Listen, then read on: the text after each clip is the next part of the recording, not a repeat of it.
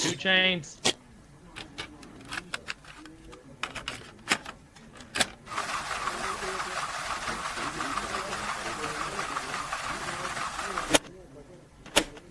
Have you seen that replay, buddy? All right, man, I'm done talking to you. You can't be done talking to me. You're right here facing me. I back. Trust me, I back. Dana! 60 G's, baby! But I'm not impressed by your performance. It's normal. Come on, guys. It's normal. Eu tenho nothing. I'm the man of the hour, Joe. Too sweet to be sour. What you see is what you get, and what you don't is better yet. I'm the women's pick. I'm the men's regret. And if you win against Chael Sonnen, you made a bad bet. I don't have much left to say other than you have seen nothing yet.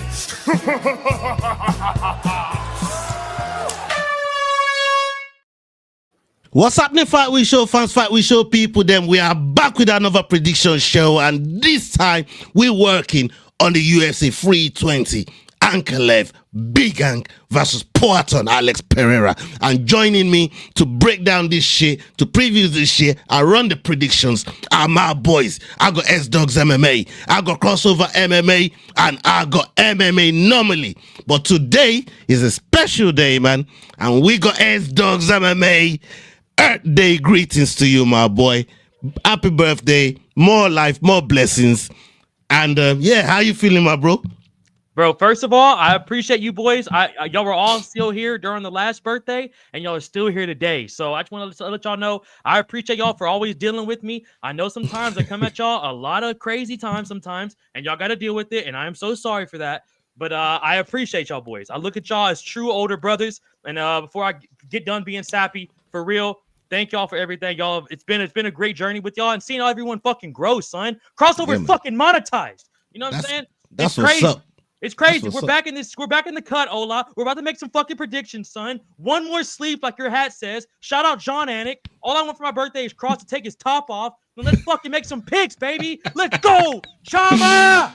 Shama, let's go. I just learned the meaning of Shama the other day when Olin brought it up, and he showed me one or two things about that thing there. I learned something there. But before we get to Olin, Crossover, you know what I mean?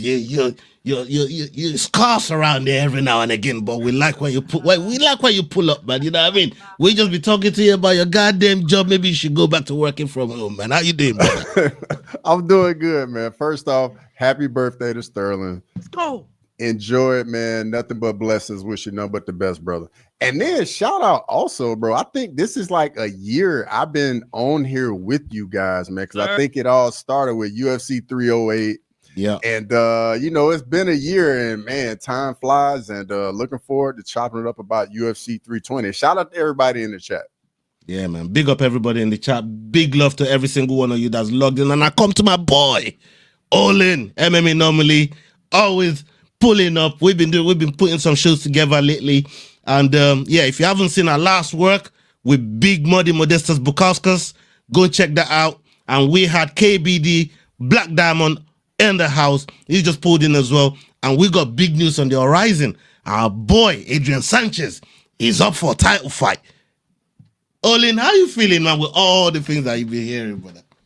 Brother, I couldn't be more excited for our guy, Adrian, and I mean, Black Diamond. Like, I feel like it's all coming together, bro. The stars are aligning for all the homies, and as you sip on that juicy drink, I just couldn't be happier, man. Getting to spend time with the boys, chat about one of, in my opinion, the best fight cards of the year, hands down, and it's my guy in the top right's fucking birthday. Happy birthday, dude! Baby. Let's go. I'm telling you, boys, I appreciate y'all for real more than y'all know. Sometimes I need, maybe as I get 28, I'll be more mature and I can tone it down. But I've appreciated y'all for dealing with it. I'm sorry. Hey, bro, like I said to you, you know what I mean? You're only 28 once, man. You'll be 29 once, you know what I mean? So try to enjoy it while you can. Because this brother over here, Mr. Crossover, gonna be reminding you about Father Time very soon, bro. You know what I mean? That should go come around the corner fast. All so petty. So fucking petty. I let go of that shit 2 weeks after the fight. All I still on it. Bro, you know he gonna bring up old shit, and then when I bring up old shit, he gonna be like, "Why you bringing it up? Why you bringing it up?" You are gonna bring up no old shit today, bro. You will shut your mouth, yeah. And we're gonna talk about today's shit. We're gonna talk about today's shit, man. No old shit from you today. Big up everybody that's locked in the chat right now. But salute to every single one of you. Let me come to the chat real quick and see what you guys are saying. Oh, look at the brother from the he's Lane. Lane, big up yourself, Lane. Salute. Yes, Lane. Yeah, man. We got Justin in the house. Salute to you. Hey, you're getting love. You're getting big love in the chat right now, Sterling. Big love in the chat. Happy early birthday, Grimy. Hey, happy early birthday to Grimes. Legend as well. Yeah, man. Happy birthday. Happy early birthday. You know what I mean? Fucking hell. You love birthday twinning and shit. Yeah, Bro, man, you know what that good. means, Grimy? You got to bet a lot because all those bets are going to hit. It's your fucking birthday, kid. Let's go. Make that money. That birthday money anyways, baby. Spend it. You sure bets be hitting on birthdays? I don't lost a lot of bets on my birthday, man. I don't know, but you know, I mean that shit never worked for me. Hey, Grimy. All right, Grimy. Maybe that's a 50-50 place. Yeah, there you go. Yeah. Put that disclaimer out there, man. Put that disclaimer I no longer like the line on that bet. Put that disclaimer out, man. Big up Vincent in the house. Cross just shouting you out there. Shout out, Vincent. Yeah. Shout out to everybody that's in the house, man. Big up every single one of you. Big love. As you guys start pulling in, make sure you're showing some love. Hit the like button, the share button, and subscribe if you're new. Make sure you're following everybody that's on this platform. You can see the name scrolling down the bottom there, the Rambling Dad, our affiliates. You know what I mean? We got Making the Walk, Basement Jacks. He's still in basement. And we got Kick Him in the Head. He'll probably pull up soon. We got the Rambling Dad. He'll probably go pull up soon as well. And make sure you're following Aggie the Kraken as well. That brother's crazy. Crazy motherfucker. That dude was in the projects, my boy. You guys know what Aggie is all about, man. You know what I mean? It's just showing love, man. Big up to all those boys over there. We got a hell of a card on our hands, and Sterling, I'm gonna start with you. I mean, on the whole card, 14 fight card, I don't think anybody pulled out. Did anybody pull out? I don't think. Yeah. So I don't think anybody pulled out. Early though. It's still just like early Jack, though. It's still early out, you know what I mean? But right now. Why would you guys even put that out there? Why not? Because this shit happens. It's fact of life, bro. Yeah. You know what I mean? So I'm going with right now. Have nothing to do with it. Yeah, I'm just saying. But right now, as of right now, we got no fighters pulled out, which is a good thing. But I want to ask Sterling, you know, which fight is really looking forward to on this card before we go ahead. I'm so sorry, boy, to take the obvious one, but Khalil Roundtree versus Yuri Prohaska. That's my one. Fuck it. I mean, I'm so glad you brought it to me because this was gonna be the only one, bro. I get why it's the third fight. I get why it can't be the co-main because we got 2 title fights. Which shout out Dana for that. But dog, that fight's gonna be fucking. What do you think is gonna be more crazy, the fight or the fucking stare down? It's gonna be insane, boys. This is literally like I said on the show with Olin the other day on Dana White Contender Series. This is literally old school MMA shit, boys. This is 1990s karate versus Muay Thai, and these motherfuckers are built like warriors. So this is gonna be insane, boys. Olin, what about you? Man, I was just typing it in the chat. Muay Thai versus Samurai, bro. I mean, it's the obvious pick, right? Everybody and their mom is fucking excited about this fight. If you're not excited about this fight, I would question whether or not you're an actual fight fan. Outside of this one, I am really stoked for the just to give a different option, the featherweight bout between Josh Emmett and Youssef Zalal. Big fan of Youssef Zalal. I've met him a couple times. Dude has some of the just best and nicest, most genuine energy you'll find from a human being, and I always enjoy seeing him out there in the octagon. I think it's truly just like Sterling was saying about this previous fight we're talking about, right? It's going to be a little bit of kind of an old school UFC vibe, in my opinion. It's going to be power versus speed, though, instead of style versus style. It's going to be one man loading up on everything and throwing everything behind it versus a guy that's on his bicycle, making him miss, making him pay with little counters. So yeah, I'm stoked about that featherweight banger that's coming up right before it. Okay. What about Cross? So I'm going with a middleweight scrap between a Boost Magomedov and Joe Pyfer. Like, I think that's going to be a lot of fun. Going to be a banger. Like, at any point, somebody can get finished, and I'm really looking forward to it. Yeah, man. Yeah, for me it's gonna be Basharat and Gutierrez.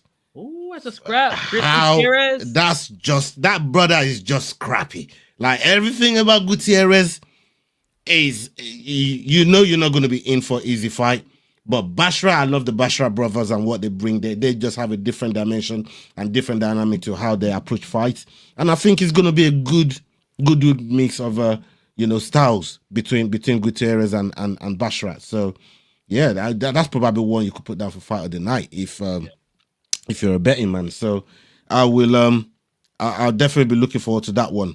You know what I mean? We've not gone to many more on the main card. So without further ado, let's get over to the cards that Leroy has put together for us in the back. And you got the betting odds ready, Olin? Okay. Yes, sir. All right, let's go with it. This is such a fucking good card. This card is crazy. We got Veronica Hardy versus Brogan Walker. Brogan Walker coming in with a record of 7-4. Veronica Hardy with a record of 9-5, 1-0 contest. Veronica fighting out of Nottingham, England, and we got Brogan Walker fighting out of USA. What are the live odds on this one, please, Owen? The live odds on this one are juicy as fuck, boys. It is -700 for Veronica Hardy as the heavy favorite, with +500 money line on Brogan Walker. Okay. We know Brogan's coming off a loss. So's Veronica. Sterling, how you feeling about this one? Where are you going? I'm gonna go real quick on this one, boys. So y'all get the analysis from Cross and Olin. Usually I know how I am about women's MMA. We're just gonna skip right past it, but this is gonna be pretty scrappy, I think. Veronica Hardy she always puts on shows for me. Brogdon's kind of like, you never know what you're going to get out of her. It could be a boring ass fight, or she could fuck around and stand and bang. And then you're like, oh my God. So this fight could catch everyone off guard. I think it's the perfect way to start off the night. I'm going to go fucking Hardy on this one, son. And shout out Dan Hardy. Shout out Dan Hardy. You know what I mean? Nottingham is around the corner from where we are as well. So we definitely locked in with that side of the area there with Veronica Hardy and Dan Hardy. Cross, what are you saying on that? Yeah, I mean, for me, Brogan Walker, she is 0-2 in the UFC, been out of the octagon for over 2 years. Like, any type of layoff like that's never good. So give me Veronica Hardy to get it done. Olin? Man, I gotta ride the hype train here with the rest of the boys. Veronica Hardy has one of, if not the sharpest mind in mixed martial arts in her house every day in and day out. When she's not at the gym training, she's at home training her mind and her body, sharpening her skills with her husband. So, I mean, I know she's coming off of a loss herself, but I think this is a great way for her to bounce back. I think Sterling actually summed it up best when he said that Brogan Walker is the type of person where you don't know which version of her showing up, right? She could be down to stand and scrap, or she could show up and be very timid and just be kind of there to hit.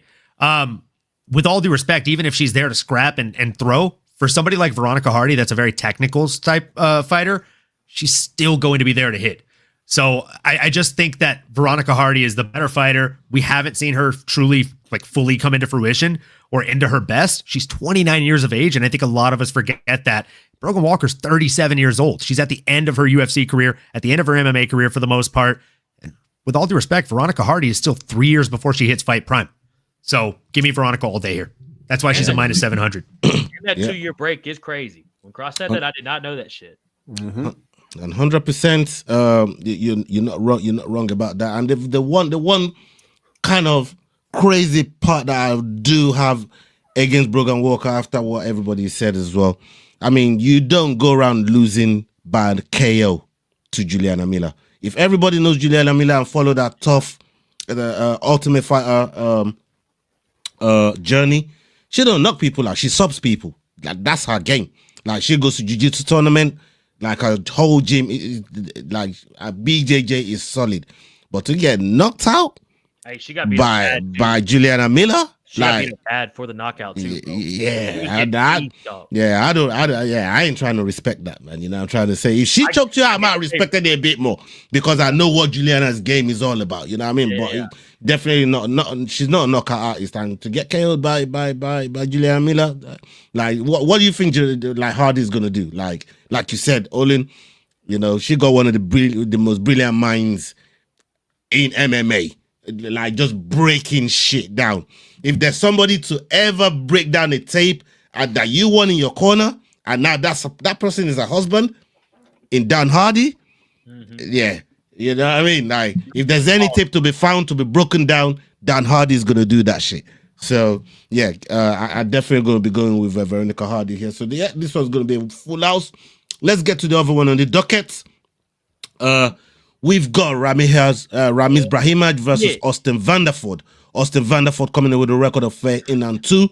Ramiz Brahimaj coming in with a record of 12-5. This fight is happening in the welterweight division, and both of these guys are fighting out of the USA. What are the live odds on this one, please, Olin?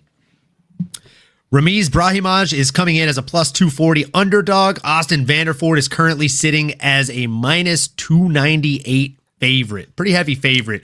But if you think that Austin Vanderford is going to get it done inside the distance, those current odds are sitting at plus 200. So there's a lot of juice on that. Yeah, that's what's up. Okay, Cross, how you feeling about this? Glad I'm going last. Yeah, I'm taking my first underdog right here, Ramiz Brahimaj right here. I think the submission skills is gonna be the difference. I think Vanderford will be doing his thing on the feet early in the fight, and Ramiz is eventually gonna get this fight to the ground. I think he's gonna be the better grappler and get it done on the ground. Okay, Olin, that's a bold prediction, bro. I'm not going to discredit it at all because I think you could definitely be right. However, I do think that Vanderford has all of the talent that he needs to go out here and win, and he's coming in there with a 2-inch reach advantage, and they stand the same exact height. So that reach advantage is going to mean everything for him, especially the way that he goes out there and strikes. He has 5 wins by KO/TKO, 3 wins by submission, no slouch on the ground. Most recently, obviously, we've seen him in there against Victor Romero and Nikolai Veretnikov, who's also fighting this weekend.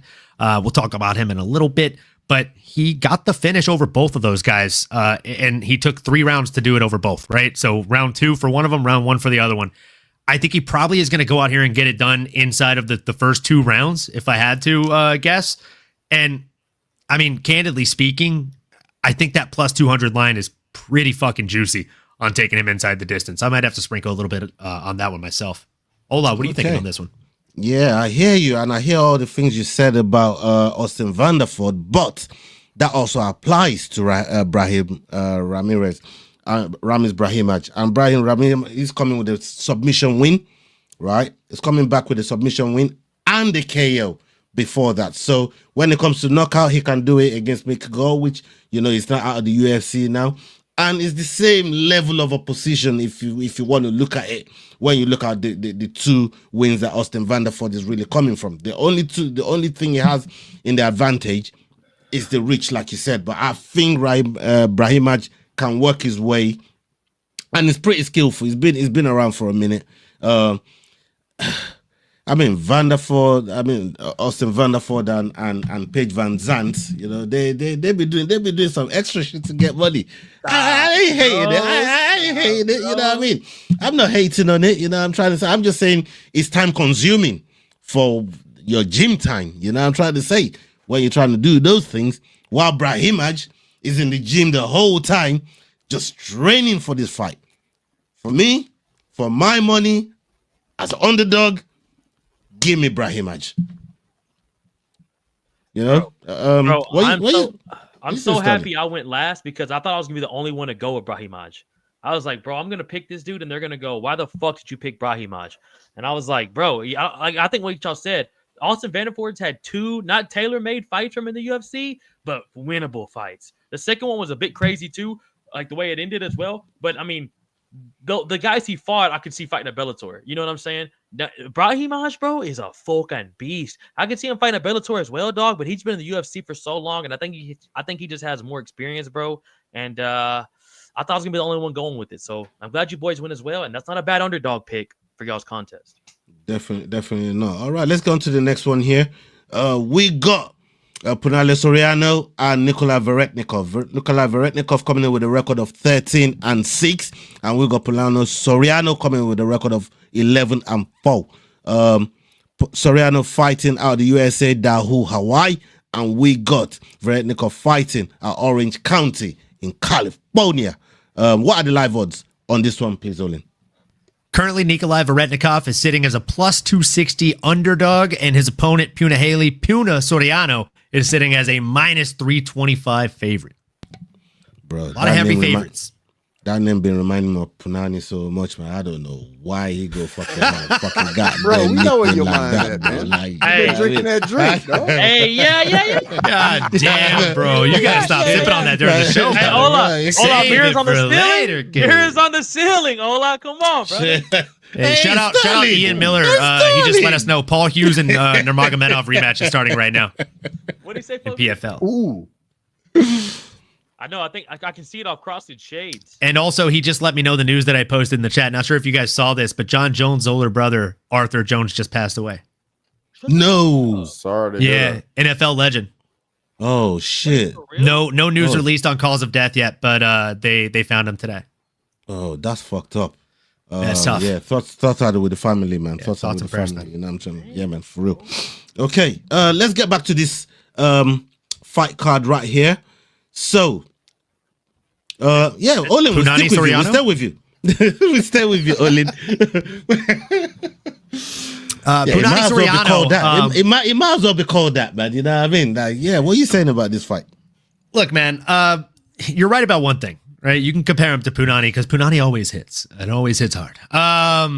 Look, brother, I think Punahele is an absolute banger of a fighter. He's one of these guys that, like, win, lose, or draw, he's somebody that you want to show your casual fans fights of, right? Because it's always exciting with this guy. Very like Dustin Poirier, like, in the fact that he is allergic to bad fights or boring fights.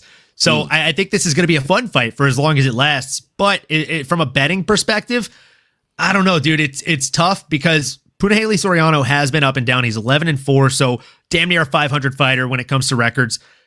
Nikolai Veretnikov, though, is even more of a 500 fighter, right? He's 13-6, and we just recently saw him get brutally knocked out by Austin Vanderford, aka Mr. Van Zant. I'd like to say that Punahele Soriano probably comes out here and gets it done inside the distance via knockout. Okay. Yeah, I can't argue with you there. Veretnikov is just, I mean, when you look at the losses he's had, you know what I mean, Austin Vanderford and Barlow as well. I think that was one of Barlow's early fights in the UFC. Yeah. And we saw what my boy Patterson did to Barlow as well, man. You know what I mean? I know Cross ain't happy with that fight, yeah. You know what I mean? I go bring up a little old shit right there, man. You know, I try to say you weren't happy with how that fight went when Sam Patterson put away Danny Barlow, man. You get me? But I digress. I go be sticking with Punani over here. You get me? So yeah, we go with Soriano. We go with Soriano. What you saying, Sterling?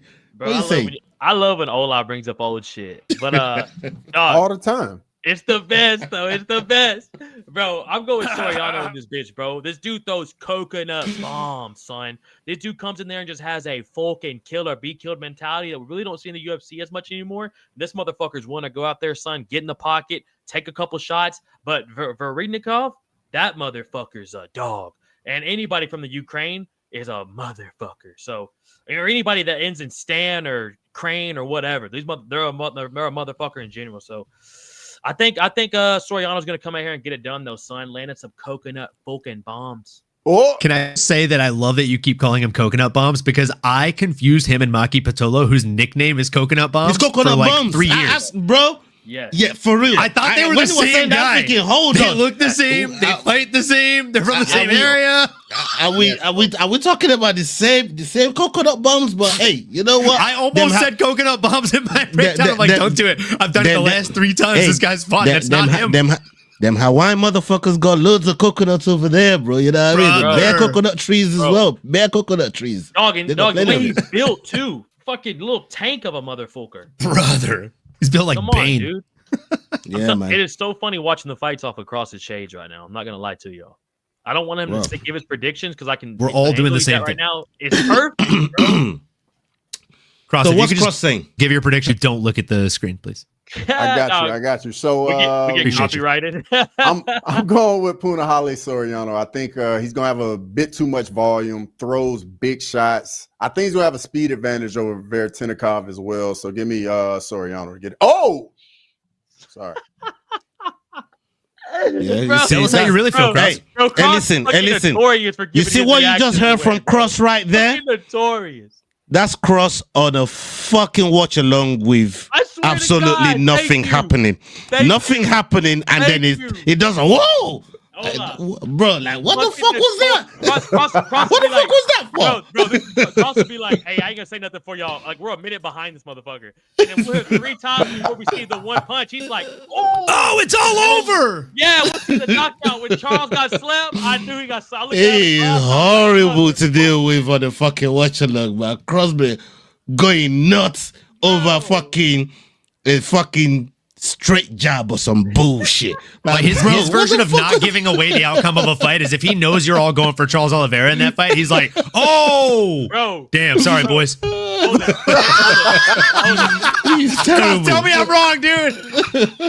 You're not wrong at all. You're not wrong at all. Dog, like they don't know what the fuck you just saw, bro. Dog, every Ilya Taporia fight I've watched with this motherfucker, it sounded exactly like that. He's terrible when it comes to this shit. Oh, man. Terrible. Damn, sorry, boys. Terrible, bro. Cross is terrible, man. I couldn't imagine what it was like with Hamzat Dreykus. Hey, listen, imagine this brother drove Leroy up the fucking wall on one fucking watch along.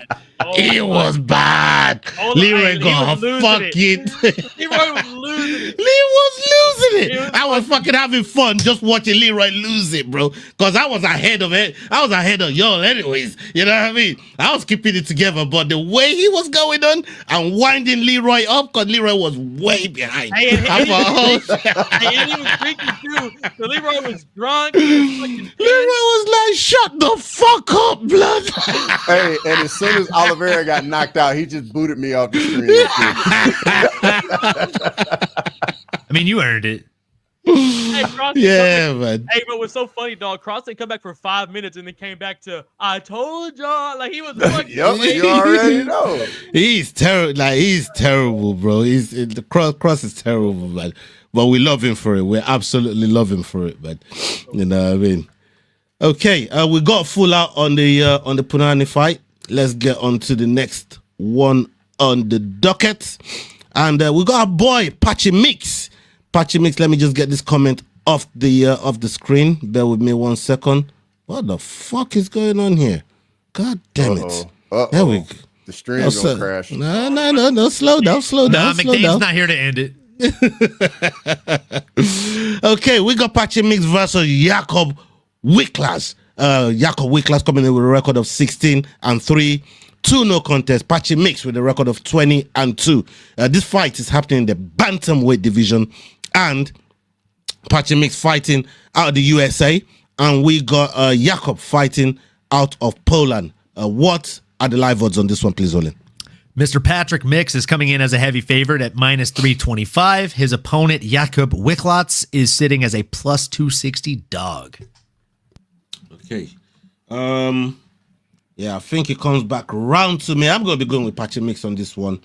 I don't know too much about the other brother there, but I've been seeing Patchy Mix in his days in Bellator and some of the top fighters that he's been in there with. He's been in there with some of the Magomedovs. He's been in there with Rafion Stotts.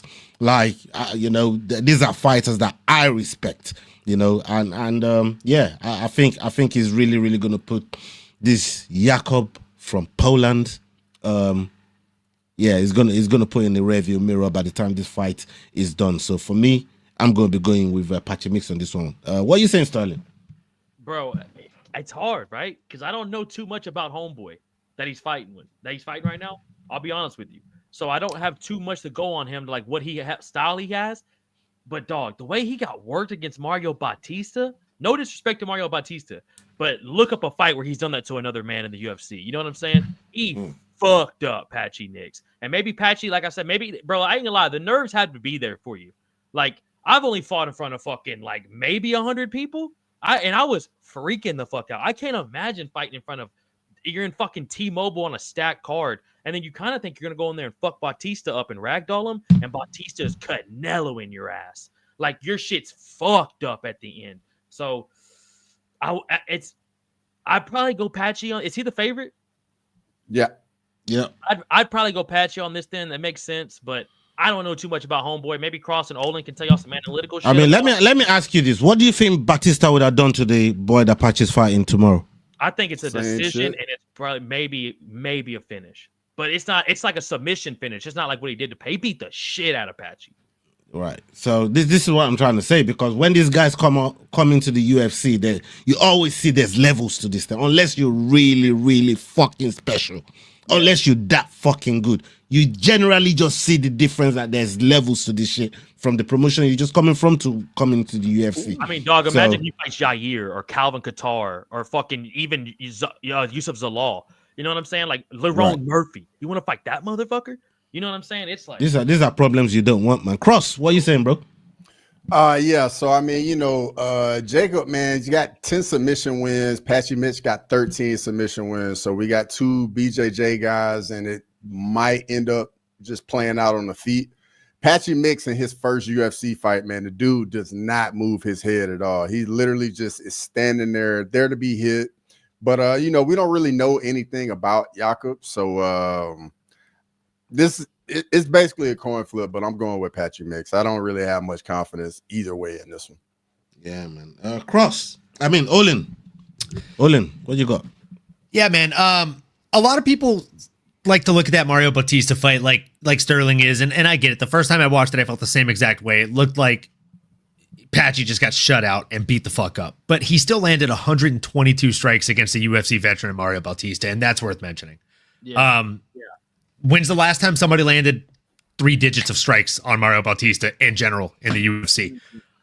So that tells me that the guy does have it, even when he's getting pelted in there. And I don't think that this guy has hands like that. So I'm fairly confident that Patrick Mix goes out there and gets it done. I'm very confident he gets it done. I'm even slightly confident that he can get it done inside the distance, which you can get plus odds on for plus 150. Am I going to bet on it? No, he hasn't given me enough confidence in his first showing in the UFC. But if he does in this one and they give him another tailor-made match like this against a grappler, probably going to lean towards Patchy and probably going to bet a little bit on whatever that prop line is. Okay. Let's get on to the next one right here. We got Meshi Chasson versus Yana Santos, formerly known as Yana Kuniskaya. This fight is happening in the bantamweight division. We got Kuniskaya fighting out of Russia. We got Chasson fighting out of Texas. That's Sterling's home girl or homeboy. I don't know, whichever one she identifying with today, you get me. But this fight is happening in the bantamweight division. And what are the live odds on this one, please, Olin? Live odds right now are minus 198 for the favorite Macy Chasson and plus 164 for Yana Santos. I mean, she's way more tighter than fucking Sterling, man. She could be Sterling's own boy for all I fucking care. God damn it. Hey, Sterling, it's your turn, man. Hey, it's your turn. I know you're picking the home girl or the home boy. Talk to me. Thank you. You know I gotta go with my dog. I'm gonna go with Chase Song on this one, bro. And not only just because from America here, but bro, listen to me. Just shake those hands. Not many do, and not many get your boy excited to watch MMA, women's MMA.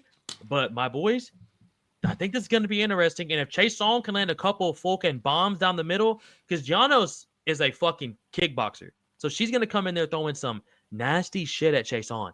So I think for the most part, this is going to be on the feet. And if my girl can land a couple fucking big shots, I think she can get the job done. She has nasty fucking boxing. I'm going to go with America on this one.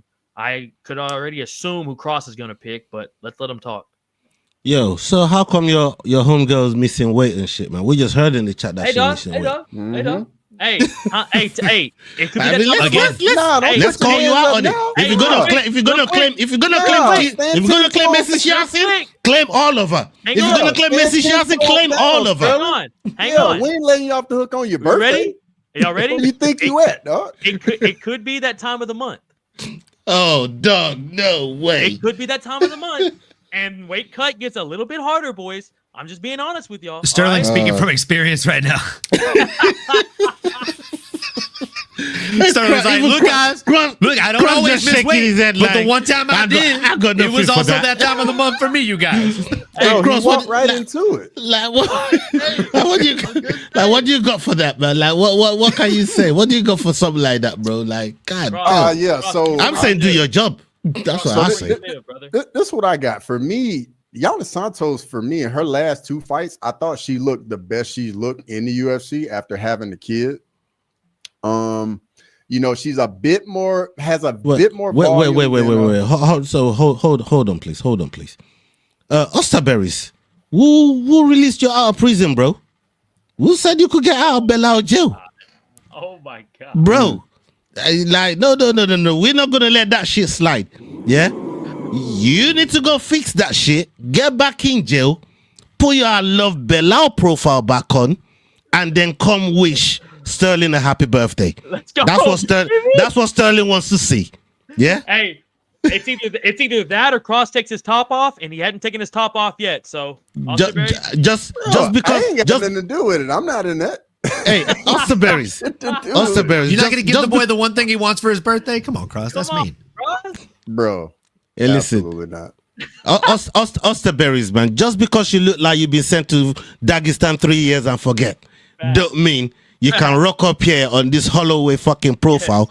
We need to see the Belao thing, yeah? Yeah, you need to go put I love Belao profile back on your fucking handle, blood. You know what I mean? You're not out of jail. You're not out of jail to December, man. You know what I mean? You're not out of jail to December, bro. Come on, dog. You know what I mean? You might. Yeah, that's what I'm saying. Cross, sorry. Before Osterberries rudely interrupted your conversation. I didn't. Osterberries did. I'm blaming him. You know? all good, no worries. So like I was saying, like Santos in her last 2 fights definitely looked the best she's looked in the UFC, in my opinion, but she does have a big hole in her game where when she gets taken down, she can get control. And Macy Chasson averages 2 takedowns per 15 minutes. So I think Chasson's gonna find a way to take her down, control her, and get it done. Okay. What about you, Olin? So I agree with you, Cross. Yana Santos has looked a lot better since having a child, right? In those last 2 fights, notably against Miesha Tate and Chelsea Chandler. Miesha Tate, as we all know, had 1 foot out the door, probably should have had both feet out the door before that fight took place. And Chelsea Chandler, if you remember that name, is the chick that ran from Norma Dumont in one of the funniest pictures in all of women's MMA. So I don't really hold a lot of stake in those wins so much as the fights, even the losses that Macy Chasson has had in recent years, like losing to Raquel Pennington, Irene Aldana, and Kellen Vieira, is not terrible news. She also has a win over Norma Dumont, Pani Kinzad, and Mayra Bueno Selva. I mean, obviously the most notable win there is over Norma Dumont. She got the split decision win over her. Very close bout. If she can get a split decision win over Norma Dumont, she can damn sure do the same over Yana Santos. I'd like to think that this is probably going to be one of the first decisions of the night, and I'm going with Macy Chasson. Yeah, man. This one's going to be a full house, man. This one's going to be a full house. I can't see any other way. I mean, Yana just coming off a win against Miesha Tate. But Miesha Tate, you know what I mean? That's a Miesha Tate after 2-3 years out of the cage, man. You know what I mean? So I'm not going to really put that much stock in that. But with someone like a Macy Chasson, she's always busy. She's always active. Yes, she's missed weight. But for the purposes of the pick, yeah, I will be picking Macy Chasson on this one. I mean, she did rise to contendership at one point, but then that liver kick that she had, I can't remember who delivered that liver kick. I think since that time, Irene Aldana, I think that's the one. Yeah. What a call, son. Yeah, man. So what a call. That liver kick kind of fucked things up. But yeah, that's. I'm gonna go with Macy Chasson though, for the purposes of the pick. All right, let's go to the next one on the docket. We've got Daniel Santos versus Ju Sang-yu. Ju Sang-yu coming in with a record of 9-0. Daniel Santos with a record of 12-2. This fight is happening in the featherweight division, and we got Santos fighting out of Brazil and Sang-yu fighting out of South Korea. What are the live odds on this one, please, Olin? Daniel Santos is a -155 favorite. Ju Sang-yu is a +130 underdog. Zabi Jr. That's how this fight should be. That's perfect. Okay. Olin, I think you're next. Or did I I think it's cross. I think it's cross. Yeah, cross. All right, yeah, cross. I'm actually kind of surprised with these odds, man. I really like Jusang Yu. I don't know if you guys saw his last fight. Beautiful left hook KO, beautiful KO, devastating power. As we know, Daniel Santos coming into this fight couldn't really make weight. They're fighting it at a catch weight. Don't really like that. Yeah, give me Jusang Yu. I think he gets it done, and we're gonna get another guy out of South Korea that the country can get behind. 100%. What about you, Olin? Yeah, I definitely watched this guy's last fight, all 28 seconds of it. Just nasty technical striking. He only needed to land 6 strikes. He only needed to attempt to land 8, and that's all she wrote. This guy is like a young version of Korean Zombie, but much stronger. I mean, he's the second coming. He's training with the right people. He's surrounded by former champions and world breakers. And look, I get it. He's coming in against actual UFC opposition in this against Daniel Santos, the far more veteran fighter. He's got a lot more fights. He's got more wins. But I think there's something special about Jusang Yu. I think we're going to see it all again on Saturday. And if he's able to come out here and blast through somebody like a Daniel Santos, the way in which he did his last opponent, Njika Sodige, I think he's going to be someone that everyone will be paying a lot closer attention to moving forward. Yeah, I mean, for me, you know how I feel about gyms and when they get on the skid, like Chukebox ain't really be doing it like that, man. I'm trying to say Chukebox ain't really be doing it like that. I've been getting on the fighting nerds. I've been getting on their neck. I'm trying to say, you know what I'm like, man. I've been getting on CIT. I get on their neck, bro. You know what I mean? I don't let these gyms off, especially when they got an array of fighters that's representing them. And, we see what just happened to Do Bronx. And all of a sudden, we got Santos over here right now looking to fight a fucking phenomenal fighter in Zhu. And for me, as an underdog, you gotta look at Zhu. I mean, it's a nice dog to pick. It's probably a very decent dog of the week as well, but which I'm gonna be looking to apply later. I've not made a definitive one yet, but it's definitely in contention for dog of the week. So yeah, I'm definitely going to be looking to go with you on this one, man, as well. I don't know what Sterling thinks. What are you saying, Sterling? Bro, full house. Y'all boys fucking nailed it. Y'all pretty much summed it up perfectly, dog. Juice just a motherfucker, son. And it's y'all always go to the undefeated fighters this year, dog. But I think Homeboy's gonna go 10-0. And this is some nice underdog money right here. But Dos Santos is a motherfucker as well. So it's gonna be a fun fight. I think it's a good pick 'em. I'm gonna go with you though, brother. Go with you. All right. Let's go on to the next one. We got this one, one of my favorite fights on the card. We got Farid Bashra versus Chris Gutierrez. This fight is happening in the bantamweight division, and we got Chris Gutierrez coming in with a record of 22-5, 2-0 contest, and Farid Bashra with a record of 13-0. Bashra fighting out of Nevada, USA, and we got Chris Gutierrez fighting out of Factory Muay Thai in Denver, Colorado. What are the live odds on this one, please, Olin? Chris Gutierrez, the veteran, is plus 370. The up-and-comer Farid Bashra is currently sitting as a minus 485 favorite. Okay. Olin, then it's you next. Man, this is a very interesting fight from a stylistic perspective. Chris Gutierrez, like I said, the wily veteran, he's 22-6-2, 34 years of age, and he is the taller fighter, but not quite as long as Farid Bashra. Farid Bashra is one of these young up-and-comers who, there's something in the water, bro. The ape index is wild for this kid. He has a significant reach advantage, and unfortunately for his opposition, Farid knows how to use it, man. Like, he's really slick out there on the feet.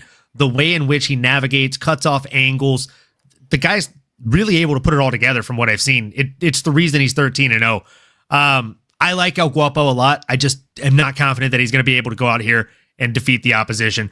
We've seen him come out here and struggle in the past against people like Song Yadong, Pedro Munoz, and Hayoni Barcelos. And I really think that Farid Bashra is realistically better than all of those guys. I think the only one of those guys that might be able to hand this kid a loss is Song Yadong.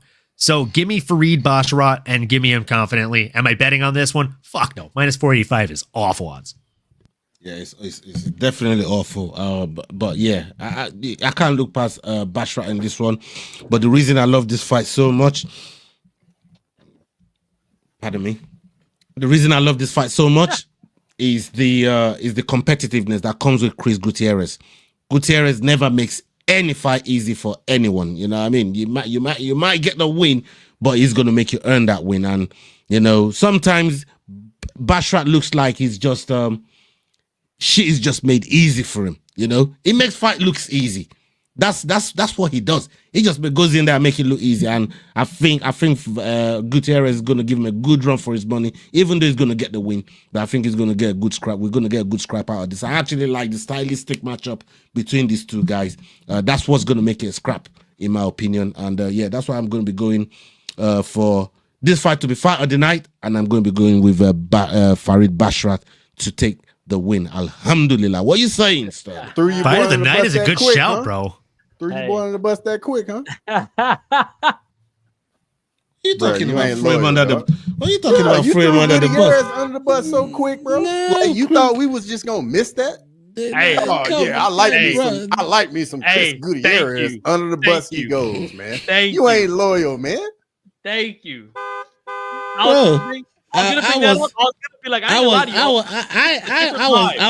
was never loyal to Gutierrez, bro. Like, hey, listen, when I get behind the wheel of my shit and I turn that engine on, bro, like anyone can get it, really. You know what I mean? Like, you know, anyone can really get it. I already gave Gutierrez the prize of fight of the night. What do you want from me, bro? Like, is that a picture of you in the driver's seat on that bus? Is that a picture of you there in the driver's seat, like behind it a little bit? Is that a picture? Do you want to get under the bus to find out?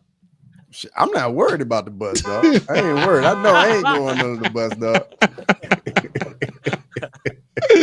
Oh shit! Yeah, what are you saying? What are you saying? I'm glad you brought that up though, because part of me was about to say, "Ola, I'm a little disappointed in you. I thought somebody was gonna go with Chris Gutierrez with me on this, and I thought it was gonna be you at least." But I'm going with my boy, dog. I think it's gonna. Basharat's a motherfucker. But homie, like you just said, name a boring Chris Gutierrez fight, son. And if he can get dog, it just takes 3 to 4 heavy leg kicks from Chris Gutierrez, son. And then Basharat and his fucking flashy style, homeboy, shut that shit down. And then you think you're gonna knock out Chris with one punch? Brother, he's Mexican. Name a Mexican that's got knocked out with one punch. It doesn't happen. It's not in their physiological DNA. It's not in their soul system of their ancestors, son. You know what I'm saying? So I'm gonna go with Folk and Chris Gutierrez on this. I think I'm gonna be the only one to do it. Cross, I don't know why you're I don't know what you're doing over there, but listen, Chris Gutierrez is gonna get the job done. Viva Mexico, son. Alhamdulillah, and then fucking shout out Texas. Bro, I'm letting you cook, dog. Did you say solar system? Did you say solar system? Did you hear that shit? Did you? Yeah, I heard solar system. I did hear that. But this guy says Alhamdulillah in the most weirdest way, bro. What do you mean? Bro, that shit, the whole religion.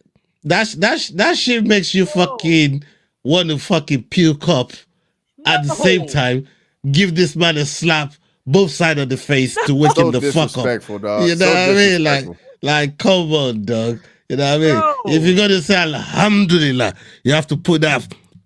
Alhamdulillah. You have to say prop, like, you know what I mean? Like, cause it's your birthday, I'm gonna give you a little pass, but you gotta start coming correct when you come up with this Alhamdulillah business. Alhamdulillah. Cross, what you got for us, brother? Yeah, like I'm looking forward to this. Chris Gutierrez, one of the best leg kickers in the UFC, with from both sides, from either stance, inside, outside. I think Basharat, if he doesn't have a plan to dealing with the leg kicks early, they can definitely like get to him and slow him down. He won't be able to move as much, but I think he's going to be a bit more active, because for me, Gutierrez fights off the back foot a bit too much. And then on top of it, Basharat does have that wrestling in his back pocket, can get the takedowns, control Gutierrez. We've seen Gutierrez just accept positions on his back. So give me fair, Basharat. I mean, that fucking comment there from Leandro, bro. Viva Mexico, Alhamdulillah, and shout out to Texas, all in one sentence. That is just incredible. Fucking crazy. That's crazy work. Like, bro, stop it. Get some help. One of those. You know what I mean? Like, Brother. bro. And then the way he says Alhamdulillah, like I typed it out in the next comment. Alhamdulillah. That, like, why? Why do you do it like that? Alhamdulillah. Is that not what he says? That's what he says. That's why. That's why it makes you want to puke, bro. And then slap him, bro. Like, what, that, bro? Like, calm down, slow down. That's what I hear. Bro. That shit right there. It's the Holy Spirit, dog. It takes me over. I start speaking in tongues. The Holy Spirit. Holy That's another Spirit. religion. You can't talk the Holy Spirit and Alhamdulillah in one fucking. Come on, not bro. Alhamdulillah. What man. are you talking about, Sterling? What are you What do you doing, mean? man? That's The blasphemy, Holy dog. Spirit, bro. That's not the same. Astaghfirullah. Bro, Astaghfirullah. That's the blasphemy, Bible, dog. man. Alhamdulillah. That's not the is same, Quran, bro. man. Yeah, that's They're two astaghfirullah, very bro. different religions, big dog.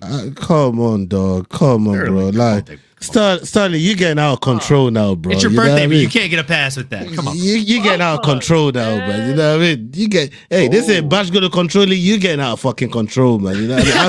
Astaghfirullah. Leandro's fucking comment is incredible, bro. Newspaper, Texas man, MMA YouTuber barred entry to Riyadh. Breaking news. Bro, I'm just trying to bring this community together, son, like a cookout, dog. No. That shit don't run like that. It don't run like that, Brother, dog. It, no. like, it don't run like that. You know what I mean? Get a public execution, bro. Come on. Nah, he ain't trolling either. That's the worst part of it. Like, That's the worst part. He means everything he's saying. Trust me, we live with this guy 24/7, man. Trust This man is me. like Conor McGregor. If he says it, he wholeheartedly believes it. He's not fucking playing. He's not trolling. He's not doing any of that shit. You know what I mean? We wish he was sometimes. Yeah, exactly. That's why we're correcting him. How we're correcting him, because we know he really be meaning that shit. That guy crazy. That guy crazy, man. He said he was possessed by the Holy Spirit to say Alhamdulillah. Oh God, That was That's nasty. yeah, that's blasphemy, man. That's blasphemy. Yeah, don't do that, bro. Don't do that. You know what I mean? Anyways, let's go on to the next one on the docket. We got Edmund Shabazian versus Andre Muniz. Andre Muniz coming in with a record of 24-7. Edmund Shabazian coming in with a record of 15-5. Now, this fight is happening in the middleweight division, people, and both of these fighters are coming with one win, one loss on their record. We got Edmund fighting out of the USA, and we got Andre Muniz fighting out of Brazil. Did you say one win? Did you say one win? Or one No. What are you doing? I said coming into the fight. One of them got a win coming into the fight, and one of them got a loss coming into the fight. In terms of the last fight. That's what I understood. That's what I meant to say. Give me a goddamn break. Let us move on. Olin, what are the live odds on this one? No, Olin. Let's get to the live odds. They are 1-1 in their last two. That's a fact. All right, okay, so let's get to this. I'm just going by what I saw on the screen, bro. I'm just going by what I saw on the fucking screen. I'm trying to help, bro. Hey, Leroy fucked me up. Look at this. Yeah. What's this? You see that? Oh, you know what? Yeah, no, you're right. The records are like backwards. That's weird the way that's structured. And even if you say backwards, what about this and that? What about this and that? Bro, all you gotta say is. So what the fuck am I supposed to do with that? Don't fucking look at me. You fucking call out that dickhead Leroy that lives in Dingoland that put that shit there. Fucking Leroy. Hey, bro, I'm just reading out what's on the fucking screen and you don't want to murder me for it. This is Hey, I'm snitching on Leroy. I'm snitching on Leroy. I'm bashing a rat and I'm putting him under the fucking bus. Leroy, this is the best this is for you, Leroy. This is for you, Leroy. Right here. This is for you. You are under the bus. Yeah? I ain't taking responsibility for that shit. I give you credit when you put this shit in the back. Now you gotta go under the bus for this one, Leroy. Yeah, man. This is on you. This ain't on me, man. I'm snitching on that boy. Bash a rat. You see me? Yeah, man. All right. Let's get to the live odds now, Oli. Edmund the Golden Boy Shabazian is currently a -325 favorite. Andre Muniz is a +260 dog. Can't believe fucking Cross tried to snitch on Bro, me. look at Vincent's pull up comment, bro. Vincent. Vincent. Pull up Vincent's comment. Hey, He said one win, one loss on the record. Bro, That's I what can't your see ass comments. said, man. I can't see comments at the same time as I read slides, bro. Like, come on, you Well, know you me, ain't reading man. them now. No, I'm trying to get to it now. Oh god damn! All right, I see it. All right, Ola, how do you see this fight going between? But that's hey, listen, that wasn't my doing. That's all Leroy. I just read it out what Leroy put out there, but you know what I mean? We're gonna blame That's it on all the Leroy, Magnum, man. Doug. That ain't me. You know what I mean? Hey, let me see what time it is right now. I'm gonna have to ring Leroy in the fucking in the donor fucking. You can't call me out and then get called out and then look. We just started World War III. Great job, Cross. Hey, I ain't gonna lie. I was gonna Anyways, back on the camera, but that was hilarious. Whose turn is it? Hey, whose turn is it? I think it's yours. Mine? Can I just say I'm happy that you had the slide up for that whole time, and I hope we had a handful of people join to that confusion. like what the fuck are these guys going on about? Hey, making it work. Like, no, I ain't angry, but that's his happy voice, bro. But Cross be pushing the buttons, but like this bald fraud. What like what do you do? This bald fraud knows how to fucking push my buttons, man. You know what I mean? He fucking turns up here once every 10 weeks. I just fucking fuck shit up. You know what I'm trying to say? Just talking stirs about the what pot. did he do? You know what I mean? Fucking hell. Anyways, salute to you, Basement Jacks. Right, we'll move on. Magomed beat Paul Hughes by decision. What decision? Yeah. Oh fuck. How many nut shots did he land? Like 3. Nice. I heard 4. I heard 4 from another credible source. There was a headbutt in the 5th round. He got cut pretty bad too. Wait, he headbutted Hughes or Hughes headbutted him? Hughes headbutted him and he got cut pretty, and Usman got cut over the eye pretty good. Respectfully, I'd probably headbutt a man if he kicked me 4 times in the balls too. Yeah, sounds about right. Anyways, I'm going with Edmund Shabazian. Where are you going, Sterling? They don't piss me off. Damn, I'm about to say. Hey, deep breath. Hold on, I gotta get your breakdown, bro. Fucking piss me I off. gotta Fuck get your off. breakdown. Fuck off, blood. I'm not fucking saying nothing about that fight. Y'all can fuck off. Sterling, you talk about the goddamn fight. I said enough about that fight. Leroy, I'm coming for you, bro. I swear to God. Dude, I'm going with the golden boy here, boys. I think especially him coming off that last knockout win he had. And let's not forget, man, he had a lot of hype at a very young age. I think he's only 29 or 30. Like, dude's still young. He got in the UFC like 23, 22, and he had that Ronda Rousey hype. And then he's kind of been winning one, losing one here lately. But not lately, but for a minute. But lately, boys, he's been on a fucking streak, and Homeboy's a motherfucker to deal with. And he's just a big fucking dude. Dude needs is a monster, though. Don't get me wrong. But part of me just wants the golden boy to win, so I'm gonna go with Shabazian. I don't fucking finish my Magnum early, bro. Like, I just fucking down in that. You know what that shit, means? goddamn. Get another one, brother. No. I need to slow the fuck down in that shit. That's what I need to do. Look at some Razor nephew. Fair point. Now that I'm doing Sober October, I'm telling everybody else, you drink. That's what I need to do. I'm gonna get back on this one. Yeah, orange juice. There you go. Know what I mean? Cross There got it this is. man not even want to give analogies on fights no more, man. Hey, Cross. Since you know everything about these fucking records and my these fights and God. everything, man, you know what I mean? Why don't you tell the people what you think about this one-on-one coming into this fucking fight, bro? What do you got? Andre Muniz, man, he's only won one of his last 4 fights. His last fight against Ikram Aliskerov, man, he got finished in the 1st round. You see, nobody cares about that fucking explanation right there. You see, nobody gives a fuck about that nonsense. Yeah, this brother want to turn up here and snitch on me and fucking call out my fucking work. You know, I'm trying to say, while it's Leroy that fucked up that shit there, I'll be petty like that, man. I'll really be petty like that. You know what I mean? Ask Sterling. Sterling knows this shit. Might really be petty like that. You get me? But, hey. Bro, I'm not going anywhere, dog. I'm here, dog. I'm here. I'm like the puppet master with you, Ola. Like the puppet master. Hey, I don't like you, Cross, man. Hey, bro, I don't like you, bro. I swear to God. But yeah, God, bro. Shabazian's got looked pretty good his last 2 fights. Still young. He's still only 27 years old. Muniz 35, towards the end of that career. Give me the golden boy, Edmund Shabazian. Okay. Olin? Yeah, I'm riding the train with you guys, man. I just think Muniz has not looked impressive in his last like 5 fights. Even when he wins, he just barely edges it out, in my opinion. He just barely finds a way. I don't think he's going to be able to find a way in this one. Edmund Shabazian has looked just incredibly better every time he makes that walk. Unlike Muniz, who when he wins, I'm not that impressed with the growth. When Edmund Shabazian loses, I'm impressed with the growth typically. So I think the longer this fight goes, the more it serves Muniz, right? Because we have seen Shabazian fade in later rounds. But I think he's primed to go out there and get a finish in those first 2 rounds, if I'm being completely candid. Okay. Come back like the Undertaker. Eliandro. Like come back like the Undertaker is so. I don't know why you're propping up this brother, man. Like, you know what I mean? Don't encourage his foolishness, bro. Don't encourage that foolishness, brother. You know what I mean? Let's get on the next fight on the docket. Did you even make a pick?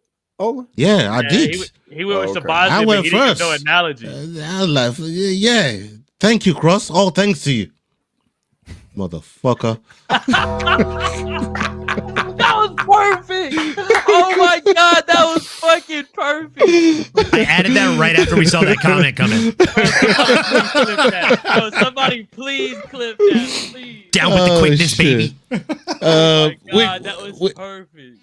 We got Atiba Gutierrez versus Tristan Vines. Tristan Vines coming in with a record of 10-3, and we got Atiba Gutierrez coming in with a record of 8-1. I swear that I'm fucking worried about reading these slides now after Leroy done did me dirty. Yeah, you and I should. got Don't worry, these guys are both one and one in their professional careers.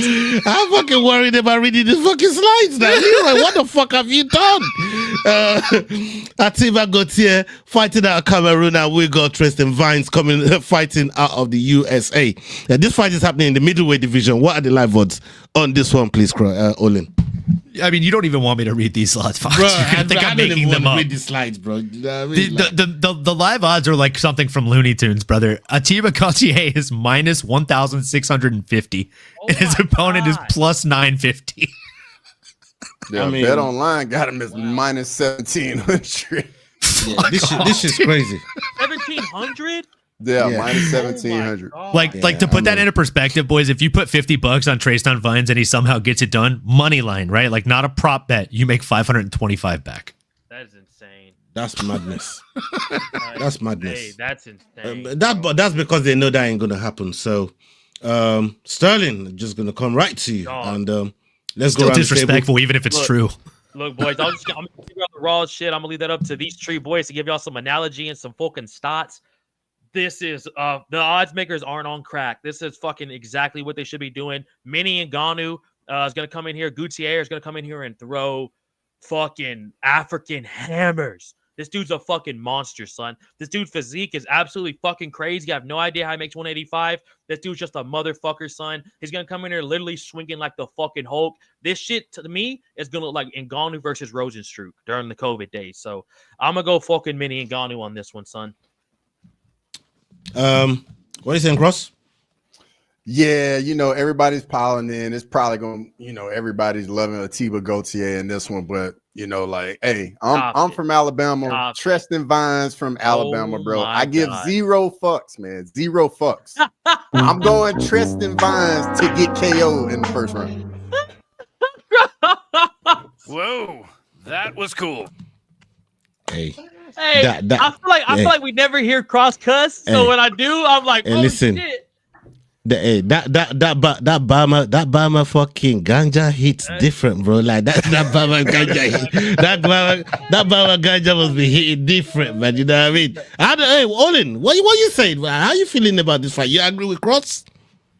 Brother, I mean, you must be smoking something better than that Reggie Bush if that's your take on the fight. Because dog, and I don't get this because Cross don't rock with no Americans. I said Vines gets knocked out in the first round. I think y'all missed it, bro. I think y'all missed it. I thought you said Vines. I thought you said you were going with him. That's what I thought. Nah, that was the whole point to let y'all think that, and then in the last be like, yeah, just he's gonna speak get knocked English out then, in bro. the first. Yeah, brother, just tell us how you feel. Lead with your real true intent, bro. English, man. You over there speaking that proper That was English. some We don't speak that was that some over here. Southern English, bro. That was some Southern directions. If you hit the barn, you've gone too far. Exactly. Bro, in my head too, I was like, bro, Cross never picks American fighters, but he's gonna pick somebody from Bama like this right now. Bro, and he said to get the knockout, and I'm thinking, I was what? like, what? I had so But much respect for you you, and said then it the after that other way. Bama rant, it just some of it just I was like, disappeared. this dude's brainwashed. They don't got him. I was like, they done got him in Bama. They done got Yeah, him. man, They they done got him, our man. boy. Getting back, getting back to man. fucking Texas, man. You know what I mean? Oh, Sharpish. you know what I'm saying? I Get was him like, back what over the there. fuck? But Olin, what you got?